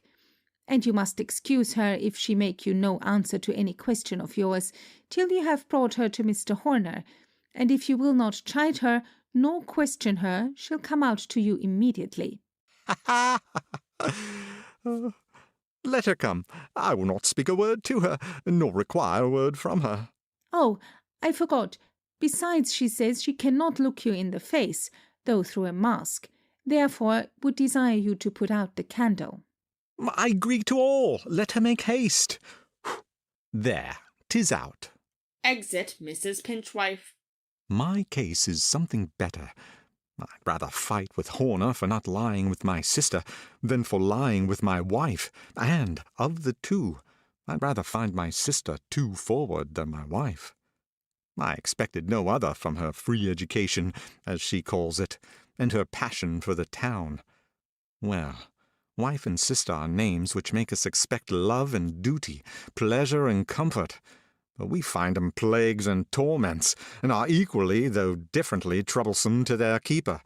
For we have as much ado to get people to lie with our sisters as to keep 'em from lying with our wives. Re-enter Mrs. Pinchwife masked, and in hoods and scarfs, and a nightgown and petticoat of Alethea's. What, are you come, sister? Let us go, then. But first, let me lock up my wife. Mrs. Margery, where are you? Here, Bud. Come hither, that I may lock you up. Get you in. Locks the door. Come, sister. Where are you now? Mrs. Pinchwife gives him her hand, but when he lets her go, she steals softly onto the other side of him, and is led away by him for his sister Alethea. Scene 2. Horner's lodging. Horner and Quack. What? All alone? Not so much as one of your cuckolds here, nor one of their wives? They used to take their turns with you, as if they were to watch you. Yes, it often happens that a cuckold is but his wife's spy, and is more upon family duty when he is with a gallant abroad, hindering his pleasure, than when he is at home with her playing the gallant. But the hardest duty a married woman imposes upon a lover is keeping her husband company always. And his fondness wearies you almost as soon as hers. Pox! Keeping a cuckold company after you've had his wife is as tiresome as the company of a country squire to a witty fellow of the town when he has got all his money. And as at first a man makes a friend of the husband to get the wife, so at last you are fain to fall out with the wife to be rid of the husband. Aye, most cuckold makers are true courtiers. When once the poor man has cracked his credit for him, they can't abide to come near him. But at first, to draw him in, are so sweet, so kind, so dear, just as you are to Pinchwife. But what becomes of that intrigue with his wife? Pox. He's as surly as an alderman that has been bit, and since he's so coy, his wife's kindness is in vain, for she's a silly innocent. Did she not send you a letter by him? Yes, but that's a riddle I have not yet solved. Allow the poor creature to be willing. She is silly too, and he keeps her up so close. Yes, so close that he makes her but the more willing, and adds but revenge to her love, which two, when met, seldom fail of satisfying each other one way or other. What? Here's the man we are talking of, I think. Enter Pinchwife, leading in his wife masked, muffled, and in her sister's gown. Pshaw! Bringing his wife to you is the next thing to bringing a love letter from her. What means this? The last time, you know, sir, I brought you a love letter. Now, you see, a mistress. I think you'll say I'm a civil man to you. Aye, the devil take me. Will I say thou art the civillest man I ever met with? And I have known some. I fancy I understand thee now better than I did the letter. But hark thee, in thy ear. What? Nothing but the usual question, man. Is she sound, on thy word? What, do you take her for a wench and me for a pimp? Oh, wench and pimp, poor words. I know thou art an honest fellow, and hast a great acquaintance among the ladies, and perhaps hast made love for me rather than let me make love to thy wife. Come, sir, in short, I'm for no fooling. Nor I neither. Therefore, prithee, let's see her face presently. Make a show, man. Art thou sure I don't know her? I'm sure you do know her. Ah, pox! Why dost thou bring her to me, then? Because she's a relation of mine. Is she, faith, man? Then thou art still more civil and obliging, dear rogue. Who desired me to bring her to you? Then she is obliging, dear rogue. You'll make her welcome for my sake, I hope. I hope she is handsome enough to make herself welcome. Prithee, let her unmask.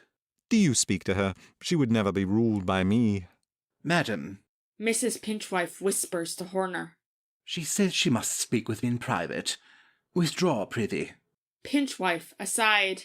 She's unwilling, it seems. I should know all her indecent conduct in this business. Aloud. Well, then, I'll leave you together, and hope when I am gone you'll agree. If not, you and I shan't agree, sir. What means the fool? If she and I agree, 'tis no matter what you and I do. Whispers to Mrs. Pinchwife, who makes signs with her hand for him to be gone. In the meantime, I'll fetch a parson and find out Sparkish and disabuse him. You would have me fetch a parson, would you not? Well, then.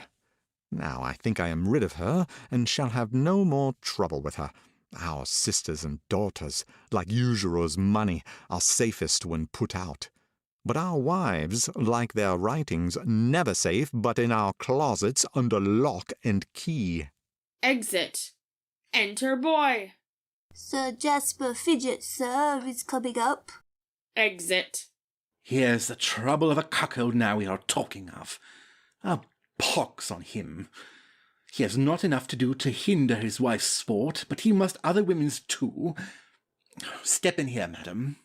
Exit Mrs. Pinchwife. Enter Sir Jasper Fidget.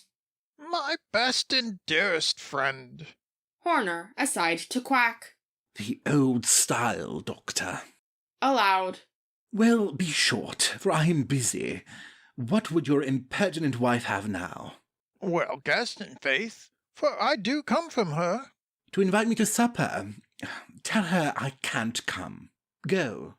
Nay, now you are out, faith, for my lady, and the whole knot of the virtuous gang, as they call themselves, are resolved upon a frolic of coming to you tonight in masquerade, and are all dressed already. I shan't be at home. Sir Jasper aside. Lord, how churlish she is to women. Aloud. Nay, prithee, don't disappoint 'em. They'll think 'tis my fault. Prithee, don't. I'll send in the banquet and the fiddles. But make no noise on't, for the poor virtuous rogues would not have it known for the world that they go a-masquerading, and they would come to no man's ball but yours. Well, well, get you gone, and tell him if they come, 'twill be at the peril of their honour and yours. We'll trust you for that. Farewell. Exit.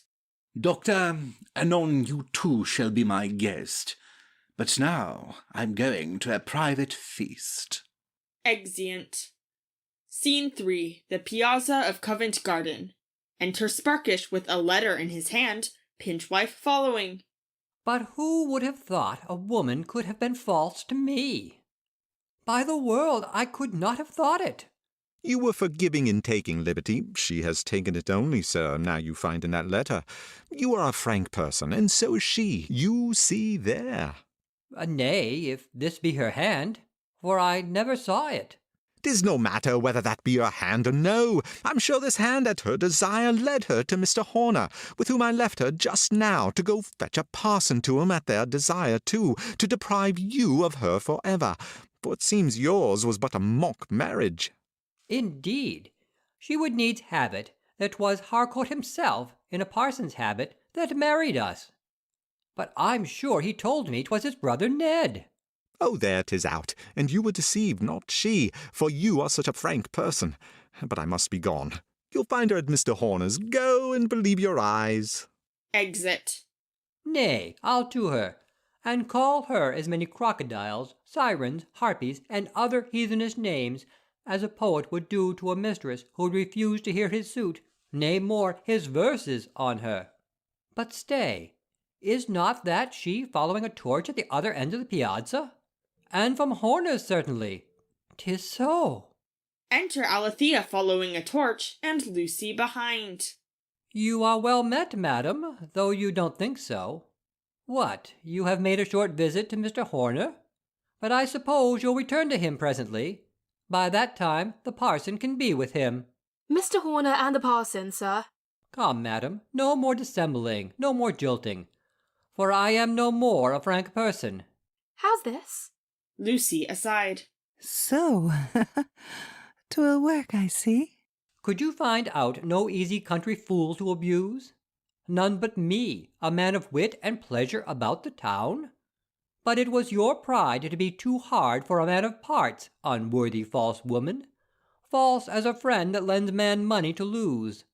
False as dice who undo those that trust all they have to 'em. Lucy aside. He has been a great bubble by his similes, as they say. You have been too merry, sir, at your wedding dinner, sure. What, do you mock me too? Or you have been deluded. By you? Let me understand you. Have you the confidence, I should call it something else, since you know your guilt, to stand my just reproaches? You did not write an impudent letter to Mr. Horner, who I find now has clubbed with you in deluding me with his aversion for women, that I might not, forsooth, suspect him for my rival? Lucy aside. Do you think the gentleman can be jealous now, madam? I write a letter to Mr. Horner. Nay, madam, do not deny it. Your brother showed it me just now, and told me likewise he left you at Horner's lodging to fetch a parson to marry you to him. And I wish you joy, madam, joy. joy, and to him too much joy, and to myself more joy for not marrying you. Alethea aside. So I find my brother would break off the match, and I can consent to it, since I see this gentleman can be made jealous. Aloud. Oh, Lucy, by his rude usage and jealousy, he makes me almost afraid I am married to him. Art thou sure 'twas Harcourt himself, and no parson that married us? No, madam, I thank you. I suppose that was a contrivance, too, of Mr. Horner's and yours, to make Harcourt play the parson? But I would as little as you have him one now. No, not for the world. For shall I tell you another truth? I never had any passion for you till now, for now I hate you. 'Tis true, I might have married your portion, as other men of parts of the town do sometimes, and so your servant. And to show my unconcernedness, I'll come to your wedding, and resign you with as much joy as I would a stale wench to a new cully. Nay, with as much joy as I would after the first night if I had been married to you. There's for you. And so, your servant, servant. Exit. How was I deceived in a man? You believe, then, a fool may be made jealous now? For that easiness in him that suffers him to be led by a wife would likewise permit him to be persuaded against her by others. But marry Mr. Horner. My brother does not intend it, sure. If I thought he did, I would take thy advice, and Mr. Harcourt for my husband. And now I wish that if there be any overwise women of the town who, like me, would marry a fool for fortune, liberty, or title first, that her husband may love play, and be a cully to all the town but her, and suffer none but fortune to be mistress of his purse, then, if for liberty, that he may send her into the country, under the conduct of some huswifely mother-in-law, and if for title, may the world give him none but that of cuckold. And for her a greater curse, madam, may he not deserve it? Away, impertinent! Is not this my old Lady Lantalus? Yes, madam. Aside. And here I hope we shall find Mr. Harcourt. Exeunt. Scene 4. Horner's lodging, a table, banquet, and bottles. Enter Horner, Lady Fidget, Mrs. Dainty Fidget, and Mrs. Squeamish. Horner aside. Pox! They are come too soon, before I have sent back my new mistress. All that I have now to do is to lock her in, that they may not see her. That we may be sure of our welcome, we have brought our entertainment with us, and are resolved to treat thee, dear Toad. And that we may be merry to purpose, have left Sir Jasper and my old Lady Squeamish quarrelling at home at backgammon. Therefore let us make use of our time, lest they should chance to interrupt us. Let us sit then. First, that you may be private, let me lock this door and that, and I'll wait upon you presently. No, sir, shut 'em only, and your lips for ever, for we must trust you as much as our women. You know all vanity is killed in me. I have no occasion for talking. Now, ladies, supposing we had drank each of us our 2 bottles, let us speak the truth of our hearts. Agreed. By this brimmer, for truth is nowhere else to be found. Aside to Horner. Not in thy heart, false man. Horner aside to Lady Fidget. You have found me a true man, I'm sure. Lady Fidget aside to Horner. Not every way, but let us sit and be merry. Sings. Why should our damned tyrants oblige us to live on the pittance of pleasure which they only give? We must not rejoice with wine and with noise. In vain we must wake in a dull bed alone, whilst to our warm rival the bottle they're gone. Then lay aside charms, and take up these arms. 'Tis wine only gives them their courage and wit. Because we live sober, to men we submit. If for beauties you'd pass, take a lick of the glass. 'Twill mend your complexions, and when they are gone, the best red we have is the red of the grape. Then, sisters, lay it on, and damn a good shape. Dear Brimmer, well, in token of our openness and plain dealing, let us throw our masks over our heads. Horner aside. Sir, 'twill come to the glasses anon. Lovely Brimmer, let me enjoy him first.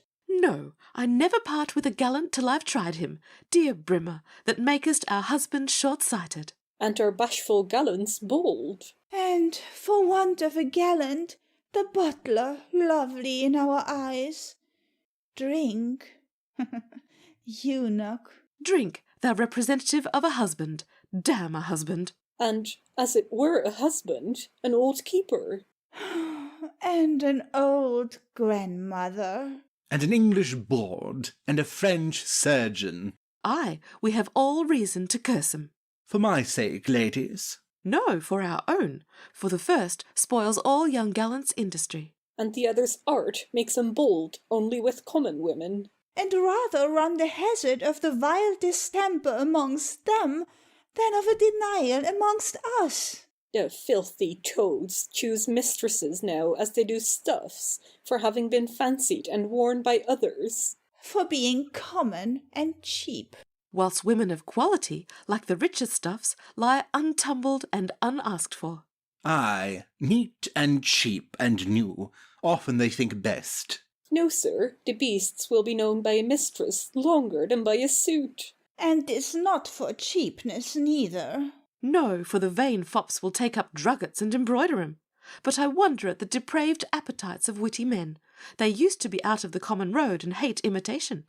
Pray tell me, beast, when you were a man, why you rather chose to club with a multitude in a common house for an entertainment, than to be the only guest at a good table? Why, faith, ceremony, and expectation are unsufferable to those that are sharp-bent. People always eat with the best stomach at an ordinary, where every man is snatching for the best bit. Though he get a cut over the fingers. But I have heard that people eat most heartily of another man's meat, that is, what they do not pay for. When they are sure of their welcome and freedom, for ceremony in love and eating is as ridiculous as in fighting. Falling on briskly as all should be done on those occasions. Well then, let me tell you, sir, there is nowhere more freedom than in our houses, and we take freedom from a young person as a sign of good breeding.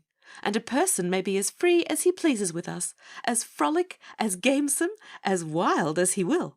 Hadn't I heard you all declaim against wild men? Yes, but for all that, we think wildness in a man as desirable a quality as in a duck or a rabbit. A tame man, pho! I know not, but your reputations frightened me as much as your faces invited me. Our reputation? Lord, why should you not think that we women make use of our reputation, as you men of yours, only to deceive the world with less suspicion? Our virtue is like the statesman's religion, the Quaker's word, the gamester's oath, and the great man's honour, but to cheat those that trust us. And that demureness, coyness, and modesty that you see in our faces in the boxes at plays is as much a sign of a kind woman as a wizard mask in the pit. For I assure you, women are least masked when they have the velvet vizard on. You would have found us modest women in our denials only. Our bashfulness is only the reflection of the men's. We blush when they are shamefaced. I beg your pardon, ladies. I was deceived in you devilishly. But why that mighty pretence to honour? We have told you. But sometimes 'twas for the same reason you men pretend business often, to avoid ill company, to enjoy the better and more privately those you love. But why would you ne'er give a friend a wink, then? Faith, your reputation frightened us as much as ours did you. You were so notoriously lewd. And you so seemingly honest. Was that all that deterred you?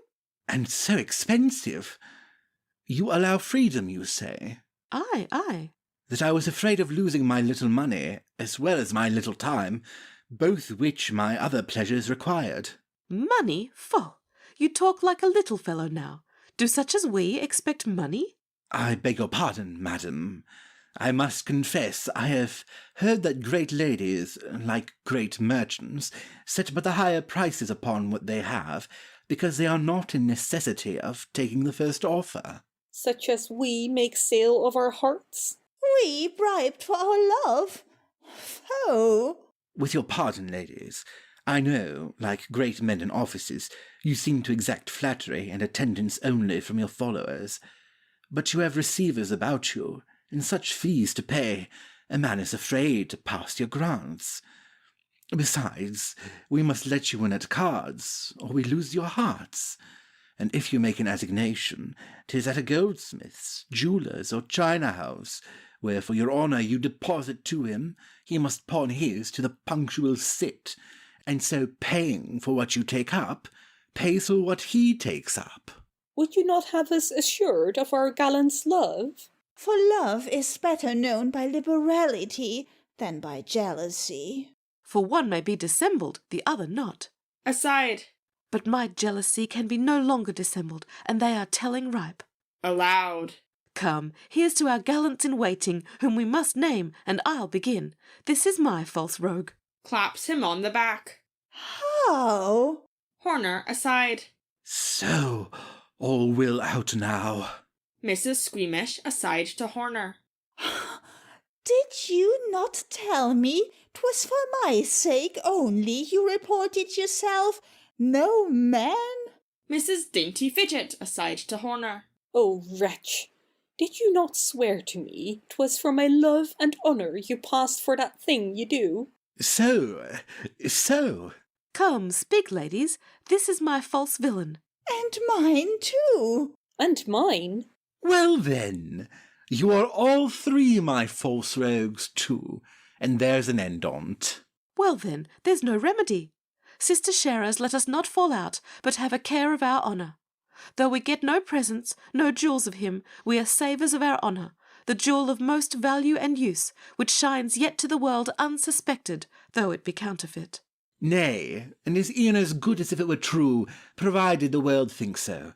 For honour, like beauty now, only depends on the opinion of others.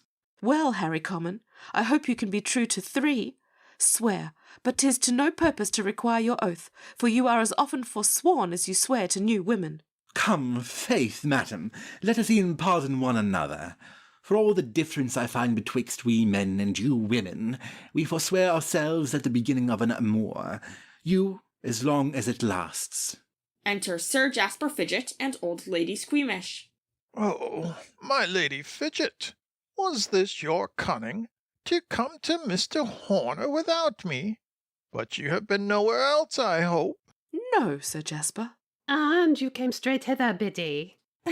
Yes, indeed, Lady Grandmother. 'Tis well, 'tis well. I knew when once they were thoroughly acquainted with poor Horner, they'd ne'er be from him. You may let her masquerade it with my wife and Horner, and I warrant her reputation safe. Enter Boy. Oh, sir, here's the gentleman come, who you bid me not to suffer to come up without giving you notice, with a lady too, and other gentlemen. Do you all go in there, whilst I send him away.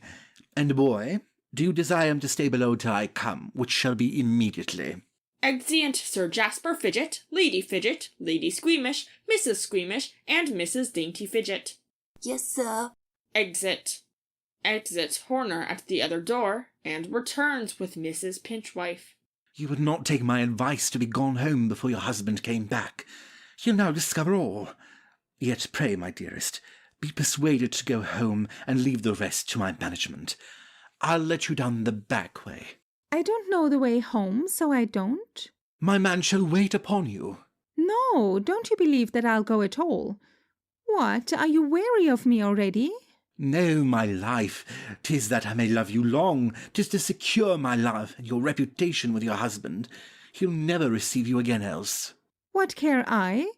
Do you think to frighten me with that? I don't intend to go to him again. You shall be my husband now. I cannot be your husband, dearest, since you are married to him. Oh, would you make me believe that? Don't I see every day at London here, women leave their first husbands and go and live with other men as their wives? Pish, pshaw, you'd make me angry, but that I love you so mainly. So they are coming up. In again, in. I hear 'em. Exit Mrs. Pinchwife. Well, a silly mistress is like a weak place. Soon got, soon lost. A man has scarce time for plunder. She betrays her husband first to her gallant, then her gallant to her husband. Enter Pinchwife, Alethea, Harcourt, Sparkish, Lucy, and a parson. Come, madam, 'tis not the sudden change of your dress, the confidence of your asseverations, and your false witness there shall persuade me I did not bring you hither just now. Here's my witness, who cannot deny it, since you must be confronted. Mr. Horner, did I not bring this lady to you just now? Horner, aside. Now must I wrong one woman for another's sake. But that's no new thing with me, for in these cases I'm still on the criminal's side against the innocent. Pray speak, sir. Horner, aside. It must be so. I must be impudent and try my luck. Impudence uses to be too hard for truth. What, are you studying an evasion or excuse for her? Speak, sir. No, faith, I am something backward only to speak in women's affairs or disputes.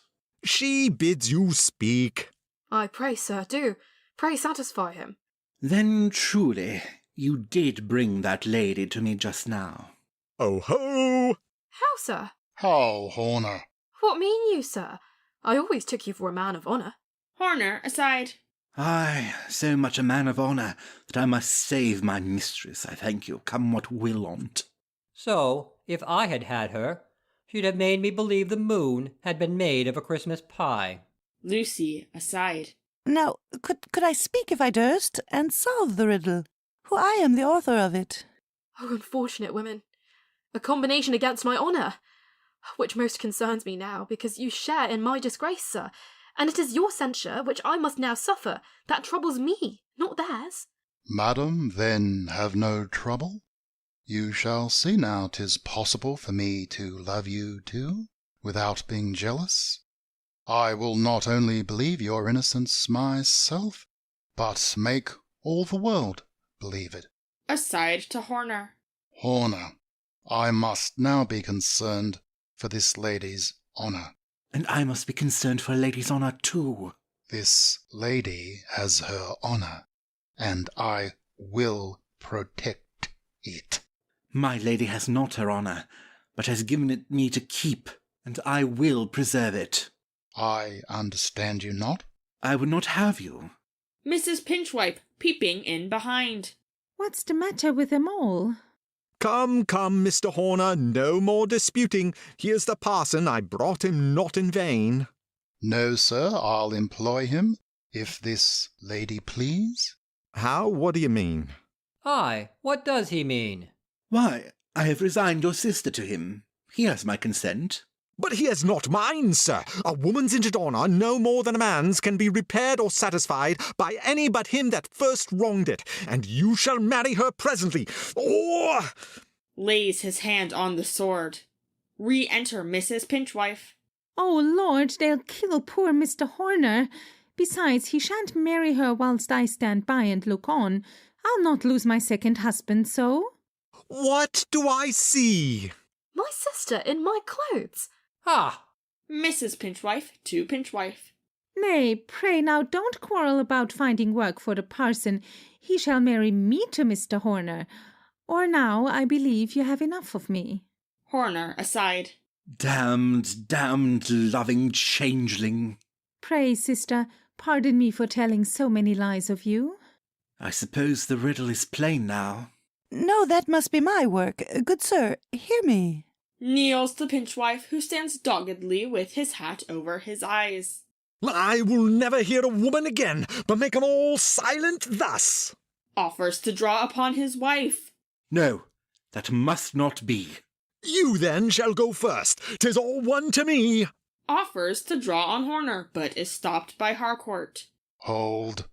Re-enter Sir Jasper Fidget, Lady Fidget, Lady Squeamish, Mrs. Dainty Fidget, and Mrs. Squeamish.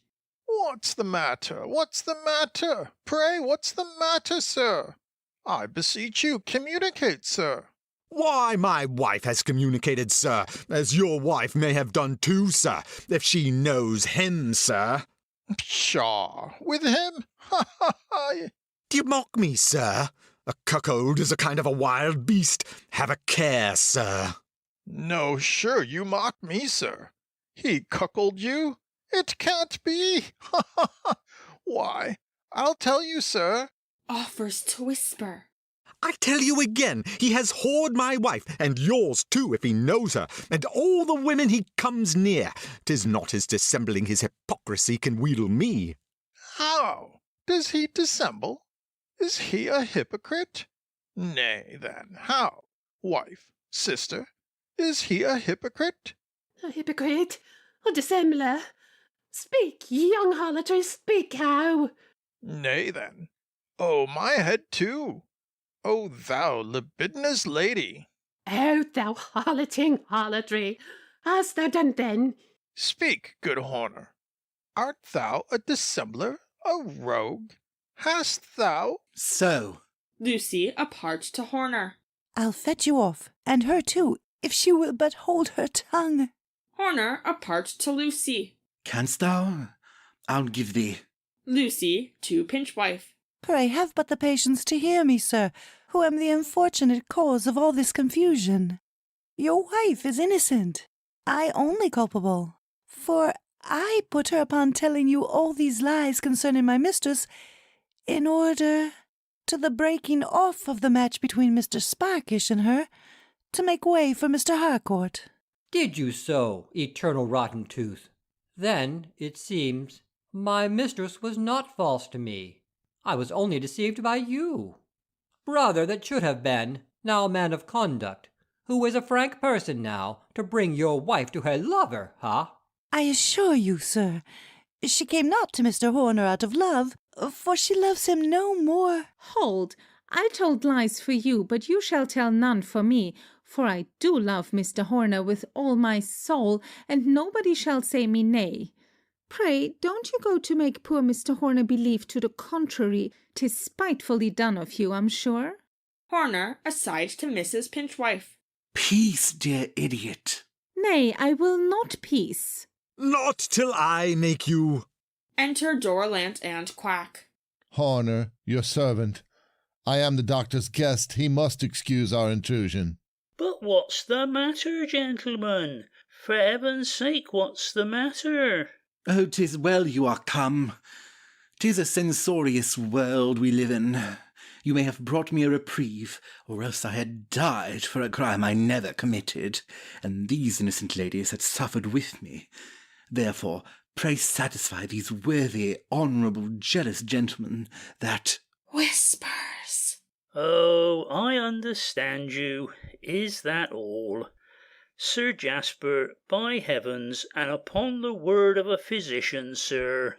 Whispers to Sir Jasper. Nay, I do believe you truly. Pardon me, my virtuous lady and dear of honour. What? Then all's right again? Ay, ay, and now let us satisfy him too. They whisper with Pinchwife. An eunuch? Pray, no fooling with me. I'll bring half the chirrigans in town to swear it. They'll swear a man that bled to death through his wounds died of an apoplexy. Pray hear me, sir. Why, all the town has heard the report of him. But does all the town believe it? Pray inquire a little, and first of all these. I'm sure when I left the town he was the lewdest fellow in't. I tell you, sir, he has been in France since. Pray but ask these ladies and gentlemen, your friend Mr. Dorrilant. Gentlemen and ladies, han you all heard the late sad report of poor Mr. Horner? Aye. Aye. Why, thou jealous fool, dost thou doubt it? He's an errant French capon. 'Tis false, sir. You shall not disparage poor Mr. Horner, for to my certain knowledge— Oh, hold! Mrs. Squeamish aside to Lucy. Stop her mouth!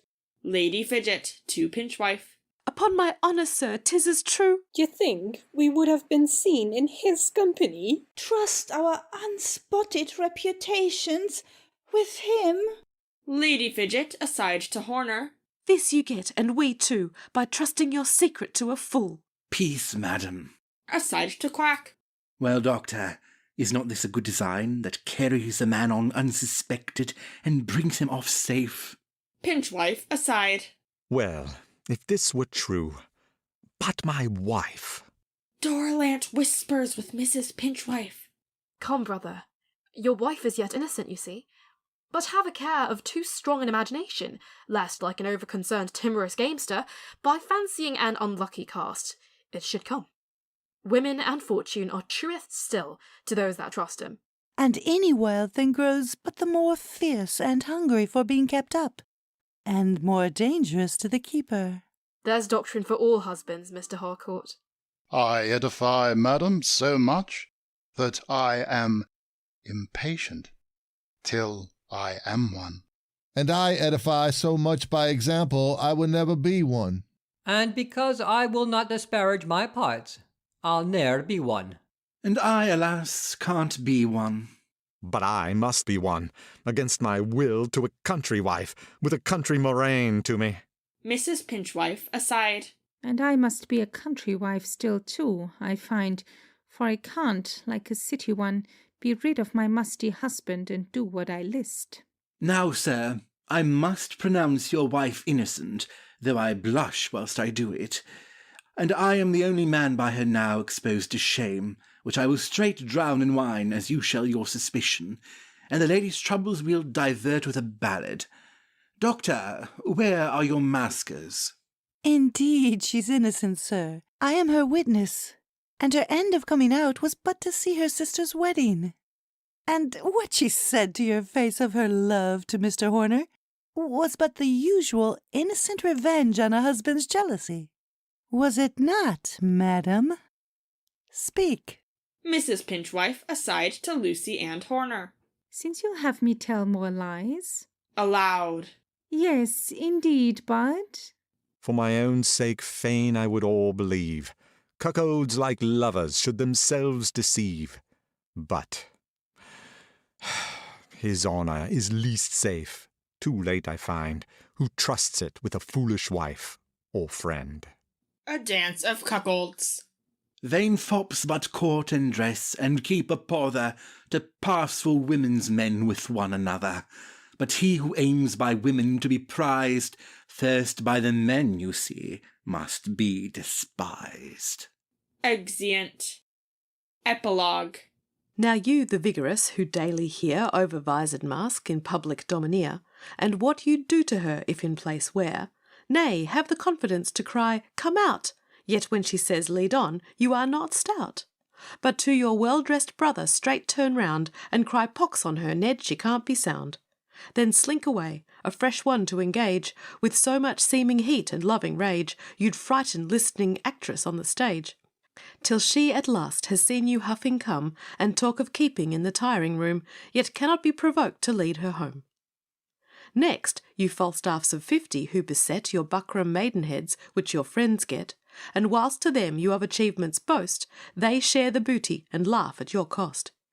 In fine, you essenced boys, both old and young, who would be thought so eager, brisk, and strong, yet do the ladies, not their husbands, wrong. Whose purses for your manhood make excuse, and keep your Flanders mares for show, not use. Encouraged by our woman's man today, a Horner's part may vainly think to play, and may intrigue so bashfully disown that they may doubted be by few or none. May kiss the cards at piquet, ombre, loo, and so be taught to kiss the lady too. But gallants, have a care, faith, what you do. The world, which to no man his due will give, you by experience know you can deceive, and men may still believe you vigorous, but then we women, there's no cousining us. End of Act 5. End of The Country Wife by William Wycherley.